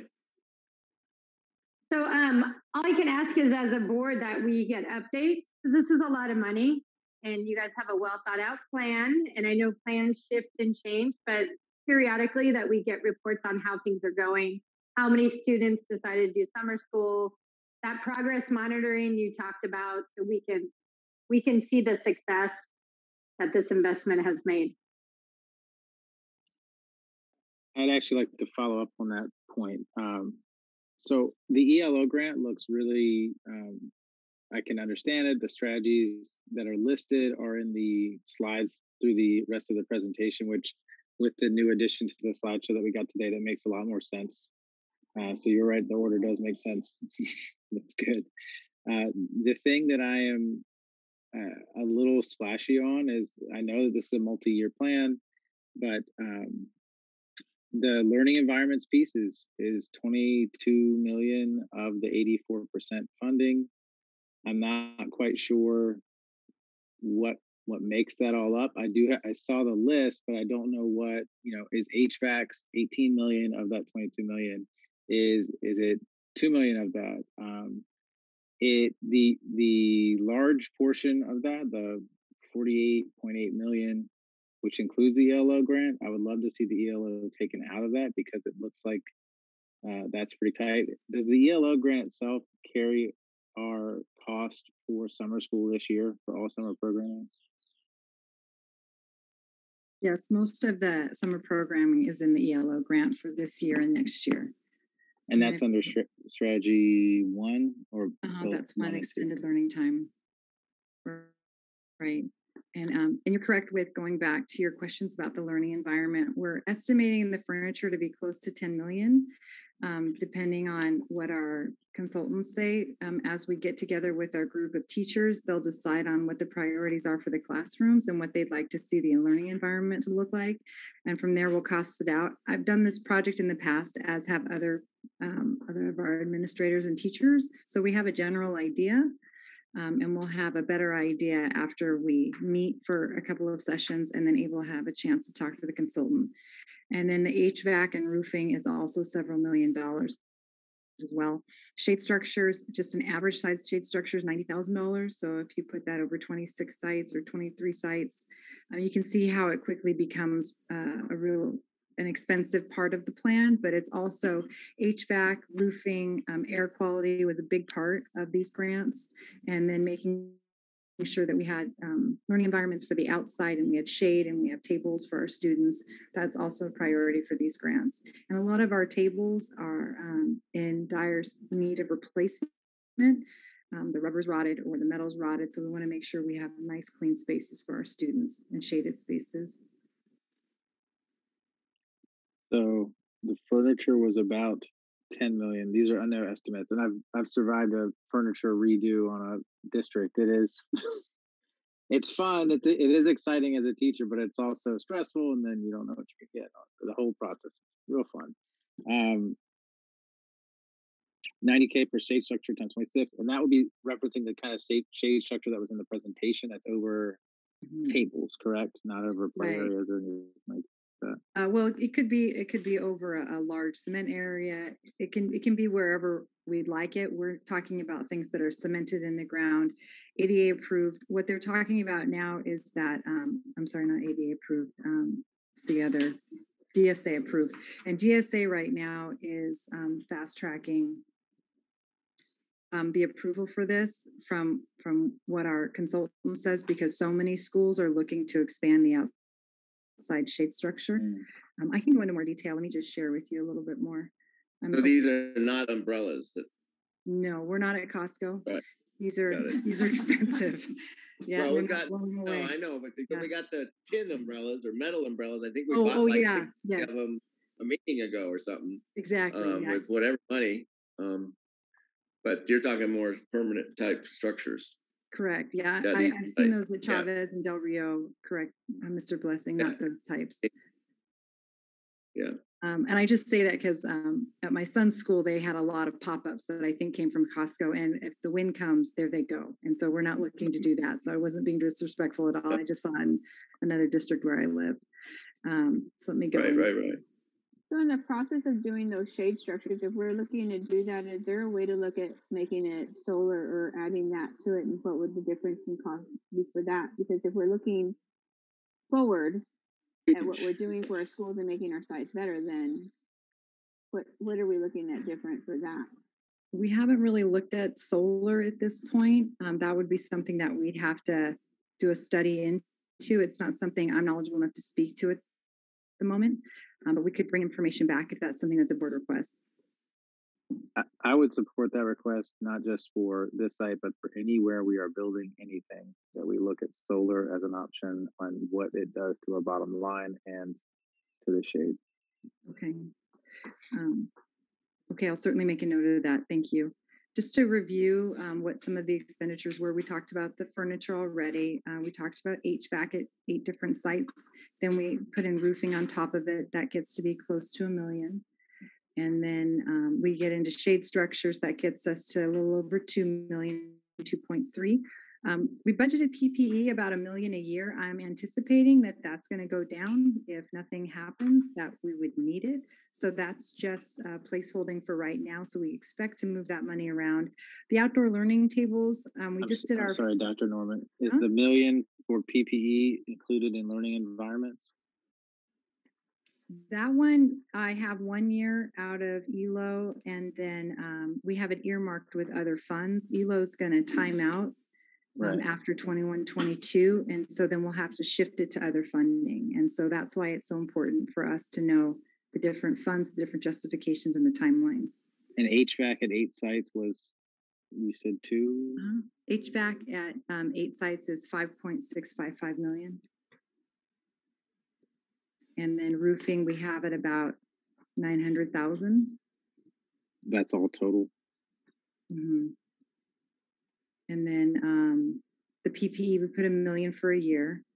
And then the outdoor tables, we budgeted 400,000. You'll see on the board agenda tomorrow night, it's under that. It's in the mid 350s about. I don't have it in front of me.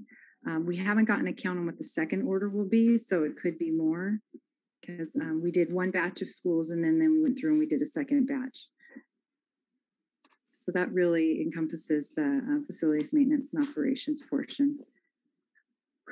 I would be really interested in hearing if we had the capability of getting Wi-Fi connection to those spaces that we are shading, because if we're using Chromebooks on campus, in a space that we're identifying as a learning environment, it seems to make sense that we should have Wi-Fi capability to all those places. I agree. That was my question. I agree. That's something that, Oh, great. Greg, did you want to say something? Let me mute. Ubiquitous Wi-Fi. Yeah, we'll look at how we do that at scale. Wireless access points require a wire to get to them and then distribute the signal from there. So we'd have to look and see where these things are planned to be put up, and then how we might get signal out. We'd more likely stick those on the end of buildings, on the exteriors, and then broadcast across the campus. Unless Dr. Irma wants to do a lot of trenching. Right. Well, we might have to for solar if they're gonna. I mean, shelters could become their own $20 million piece, you know. But, I don't belittle the research on that at all, but we should be cautious of loading too much on these structures. They're supposed to give shade to the kids and outdoor teaching areas for our students and capacity as a primary purpose. Yeah, and we get the money for years, and we get the money for 2 years. Hey, Romoland did it. Hey, interesting that you brought that up, Raquel. You know, with Raquel, that shade structure. I bet they spent a ton on solar, but they made a commitment to do it district wide. You can't just pick a piece and go, it's nice to put it on lawnmowers. And, you know, it seems so illogical to do it, you know, but put it on the top of a lawnmower's canopy, you know, and run the lawnmower. Except they don't make them. We'll do the research on what that would be. Raquel, to my recollection, that shade structure with solar capability was $1 million. But we will, my memory sometimes isn't so good, so we will confirm and look into what that would be to be able to hold the solar panels. That's why it's so expensive, but we'll look into it. Yeah, one of my pet peeves is the high costs that becomes a reality for schools when they want to do things. And the padding, et cetera. I just feel that we're so taken advantage of by commercial companies. I wish there was a way we could do this without, you know, $1 million for a shade structure is absolutely ridiculous. I can't go along with that. And with solar, I know the technology is constantly changing, but I noticed that the price for solar, same area, for a house is much cheaper than the price for solar for a roof on a school, same amount of area. And it's just, it's frustrating. Yeah.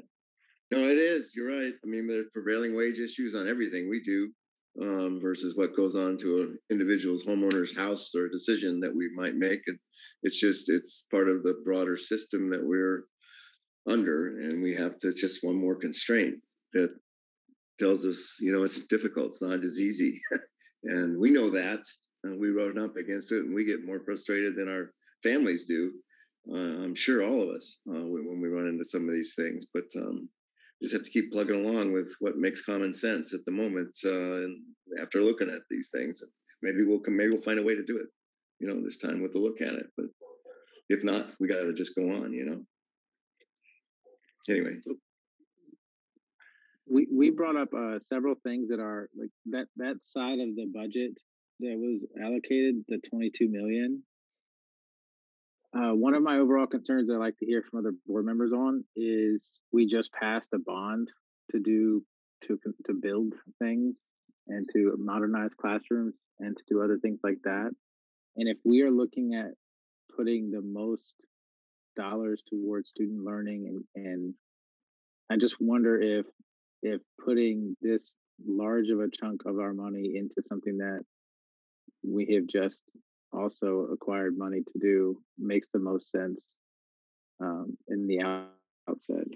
And I think, you know, part of that, my reservations is that I didn't have these numbers about what each of these things cost going into it. So now I can see, you know, an HVAC being a really important thing to do if we can do it quickly. and some of these other pieces. But this money adds up really fast when you're doing building and 400,000 for tables and then 400,000 for this. It goes by. It seems like a ton of money when you look at it from the step back, and then as soon as you start spending it, it's out the door. And so, kind of what Stacy said, I'd like us to set up every other month where we just have an ongoing presentation that does exactly what I'm sorry, you can't see what I'm looking at. The screen that has the different pieces on it and what it's being spent on specifically. I just really want to make sure that we're leveraging the most of this money towards student learning. So I guess I don't know if anyone else has thoughts about that side of things. Eric, I'll just say that we did have conversations about that, as we are aware of, Measure W, and we are likely to receive our first allocation of that later this year at about $50 million. So we did talk about that as well, because we have the various dollars coming in and we're trying to maximize the right dollar for the right use. And we know that we have some major renovations that need to happen at various school sites that the board will be prioritizing and making decisions on later this year. So of course, we'll hear your thoughts, but just know that we had that same exact conversation because we want to make sure that we use the most flexible dollar first and the most restricted dollar first and the most flexible dollar last. So that is the shell game, the bucket game, however you want to put it, that we're playing, as most of these things are very, very important to us. All of these things are very, very important to us, but they do have priorities. But right. I know I'm rambling now, but we're playing that shell game. An important point. Yeah, we're doing that. So any insights that you might have to help us continue to make those decisions, but know that that is on the forefront of our mind, and we're constantly thinking about making sure that we spend that most restricted dollar first. In fact, Mercedes has like a whole thing that she does with different colored dollars to just remind us with all of our different funding pots that we spend them accurately, legally, and most appropriately. Yeah, and I guarantee you, Eric, there wasn't nobody that was voted for $1 million shade structure on Prop W, per se. However, it's all blitzed out. Even if we could find a way that it made sense, I would have reservations. I'm being extreme, but it's complicated. You're right. And I agree with what you're saying. We need to get as much of the money to the students as we can on capital things that help them. But big capital costs versus the smaller ones are something that staff needs to keep us honest on and keep everybody honest on. And another piece, where the opportunities. I was going to say something. Sorry. Yep. Another piece that played into the decision making is that this money is time bound, and so we also need to spend the most restricted dollar first, the time bound dollars first, and then we can space out our Measure W dollars. So that was another factor that went into just the order of things and how things are prioritized. So with the restrictions, the only pushback that I have on that, which I think is an incredibly important point, is that Measure W dollars cannot go to instruction. They cannot go to putting more teachers in the classroom, having less kids in the classroom. And so in that respect, do we have numbers on what it would cost to reduce class sizes K-5? Do we have numbers on looking at that kind of expenditure? Like even if it was a temporary reduction because of safety and learning loss? We don't currently have something on that. I did just want to add, though, with Measure W, that no dollars from Measure W will be spent until the long-range facilities master plan is done and until you have the opportunity to review that and to determine what your priorities are as a board. And I just wanted to assure you of that as we talk about $1 million shade structures. That would be something that's totally in the purview of the board and not something that we would ever make a decision independent of you on. I'm going to go ahead and turn it over to Dr. McAteer. Hi, Eric. Yeah, thanks. As you know, most of the general fund budget goes to staffing and costs related to personnel services. So we currently spend over 80% of our budget on staffing. We're staffed, I think, comparatively, we can get you more data countywide with low numbers in classrooms. So we have the option, and we participate in the grade span adjustment with the state, and that's for TK through third grades being at 24-1. And then we have, I think, some good size capping numbers for the middle and high schools. And so we actually have in contract language now that was recently added caps that include SPED 9 through 12 and middle schools, so that when the workload, sun just came out, when the workloads get heavier with those larger class sizes, those teachers do get a stipend per student per semester for the extra work that's involved in carrying those caseloads. But as a result of those caps, it creates a system that emphasizes keeping below those numbers. And so when you're looking at averages, we tend to run much smaller classes than those cap size that we have. And again, I can get you some more detailed data on what we run in our class sizes. This year is a little bit wonky because of COVID, obviously, and the adjustment to virtual learning. But we can look back a year if you'd like to see what we typically run with those class sizes. Yeah, what is our, do we have a cap on fifth grade? Or fourth and fifth? I thought I heard caps on that. We're at 33. The largest class, oh, sorry. Mr. Joyce, we actually just ran an analysis of this, and the largest classes in our elementary are at 33 or 32. And we have 3 classrooms that are running at 32 or 33. We have a whole breakdown by class size. Our fifth and sixth grade generally are running around 28, 29 at the largest, and some around 27. So they're quite, of course, we'd always like to have that opportunity to keep it as small as possible. But when we look at if we were to add additional staffing, so let's just take the intervention teachers as an example, a $12 million expense, which will add 2 teachers to every school site. It would reduce each individual class size by maybe 1 or 2 students, as opposed to being able to give a targeted instruction to the students that are going to be specific, targeted, which the research really talks about the importance of that intervention. And so that's one of the things we looked at. So if we were to say, let's add 4 extra teachers, the only thing I can tell you is we're talking about a $24 million expense. So in thinking about those things, and that would just be for 2 years. So historically, one of the things I like to think about is during the Depression, the public works program put forward by FDR. And that was an opportunity at that time to invest in the future for a long time. An opportunity to create beautiful parks, an opportunity to create places of beauty, infrastructure, all of those things, because it was a one-time money. We have that same opportunity with these funds that need to be spent in 2 years, that the furniture we purchase today, the shade structures we put up today will last 20 or 30 years, well beyond the 2 years that we have this money. So as we think about it, we don't want, and in fact, the federal government actually calls out things like HVAC, shade structure, and outdoor learning as priorities that the federal government wants us to be looking at, because again, they're looking for an investment that will last over time. So that's some of the things that we think about as we've made those investments and choices.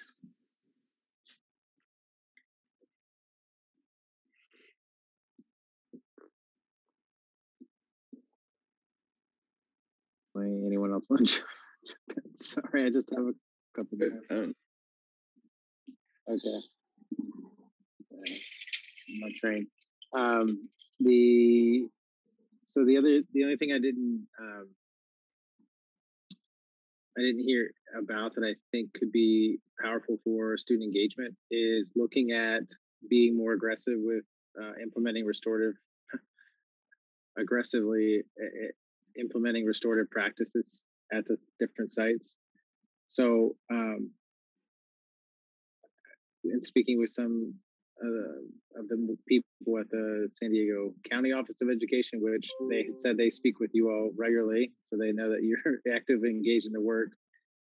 Creating restorative practice teams at every site and paying those teachers that can be leads at every site to get our restorative practice across the district moving along further and further, I think would be a good investment. And looking at not only does it invest in the social emotional well-being of our students coming back and noticing that the culture of the school should be restorative in nature, because we are literally going to be restoring pain that people have been feeling over the course of the last few years.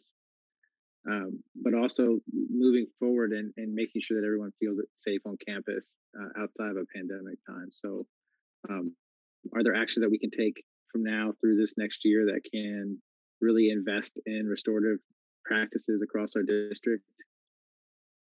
Jordy, do you want to jump back on and respond to that and talk through what work has been done and what you're thinking about into the future? Are we talking about this funding issue here from the feds, or are we in broader workshop type issues of global issues here? Yes, I'm I believe struggling here a little I bit. believe that Eric is thinking about ways that we're, this particular one, keeping restorative justice going and how we're making it implicit into our system, and possibly using funding to make that grow. And what are our thoughts about that, and how might we leverage that out to all employees? We've done a pretty good job so far, and Jordy can give us an update on that. So it's appropriate to potentially use these one-time funds to assist with that work. So yeah, I would still say we're in a study session mode, Mike.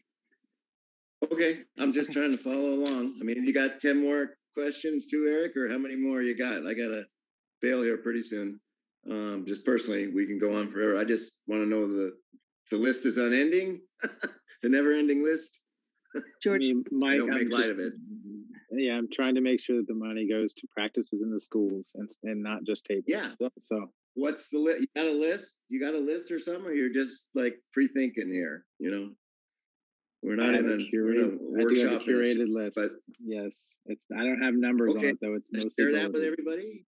You want to share that with everybody, or I mean, are you just going to spring them one at a time? We'll drip them out here, and Oh, let him ask his questions. We're in a workshop, Mike. Go ahead, Mike. Go ahead, Eric. Go ahead, Jordy. Go ahead, Jordan. Thank you. Yes, I wholeheartedly endorse the idea of having restorative practices teams at sites. We have those functioning in some capacity now after having a little over 500 of our staff across the district being trained around restorative practices over the past 2+ years. I do meet with the county again this week on Friday to talk more about a longer term plan and what next year looks like. Not only do we hope to use some of the funding that we're talking about tonight here, but also some longer term funding from grants that we have applied for and expect to hopefully receive. And so that's absolutely part of our long term planning for OUSD to not only start with the restorative practices work that we've done, but make it more systemic. But I appreciate the idea. I think we are definitely aligned in the notion to have teams at sites that focus specifically on this work long term. Thank you, Jordy. That sounds great. So I'd love to hear more about that later this summer. And it sounds like you're going to have the ball rolling, which is phenomenal. So can we review the access that students have to the VCC clinic and to dental and those type of services that would typically come through a community school setup, but we have kind of intermittently through our district?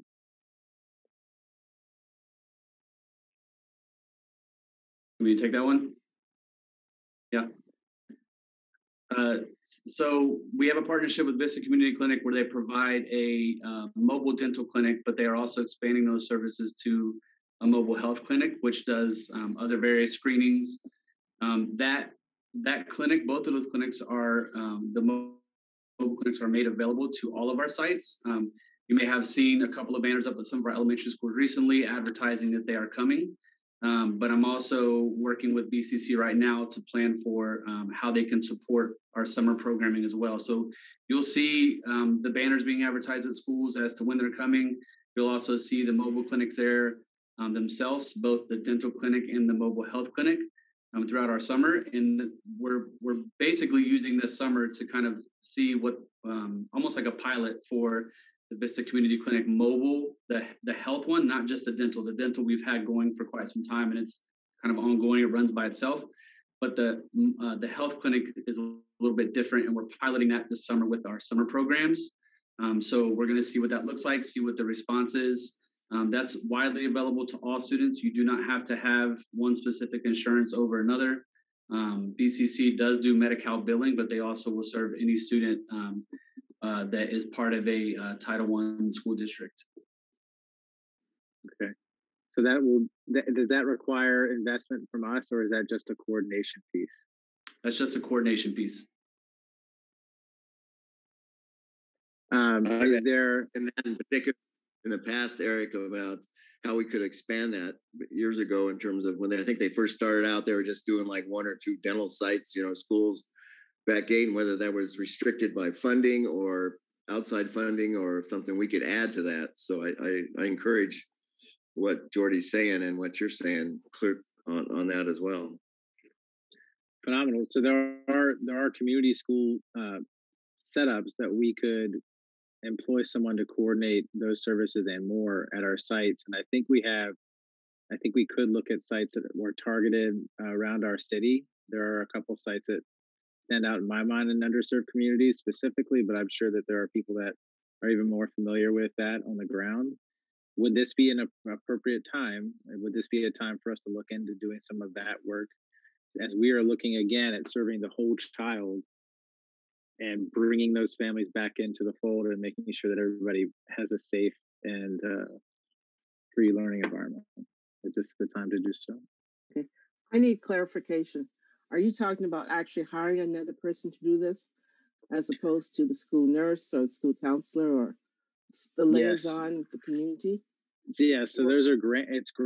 There are grants out, and there are new grants that come through the state that will pay for a coordinator between sites to coordinate those services with the outside organizations.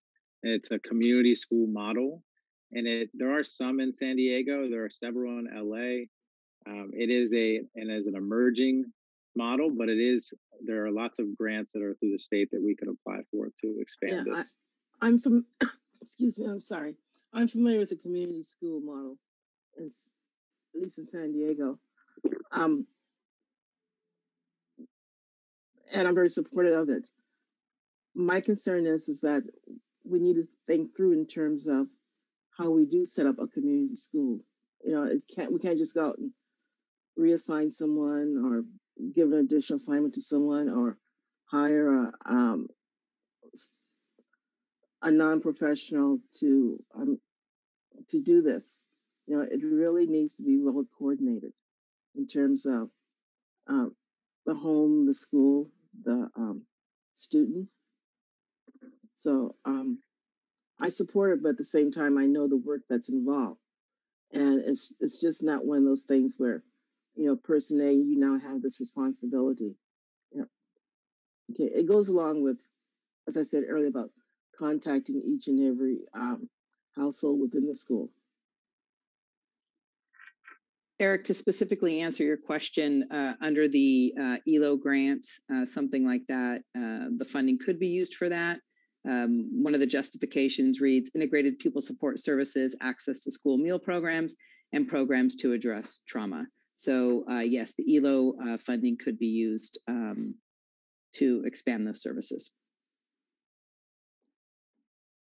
I don't know if other board members support that, but I think that would be another great use of looking at the whole child.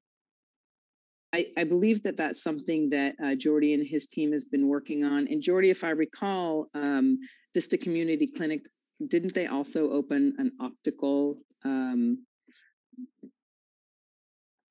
running out of my words, but mobile unit to treat students as well. And we were looking at providing access for our students to that service as well. Correct, Jordy? Right. They are offering vision screening as part of their mobile health clinics, in addition to the dental screening. And I support this. I truly support all this because I think, again, we're looking at the whole student and we're looking at doing everything and making the student a priority in the way it should have always been and should be. So I do appreciate this conversation. So thank you.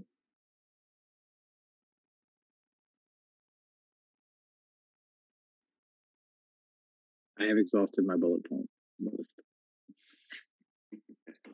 Do you have enough direction, Dr. Vitale and Dr. Levy?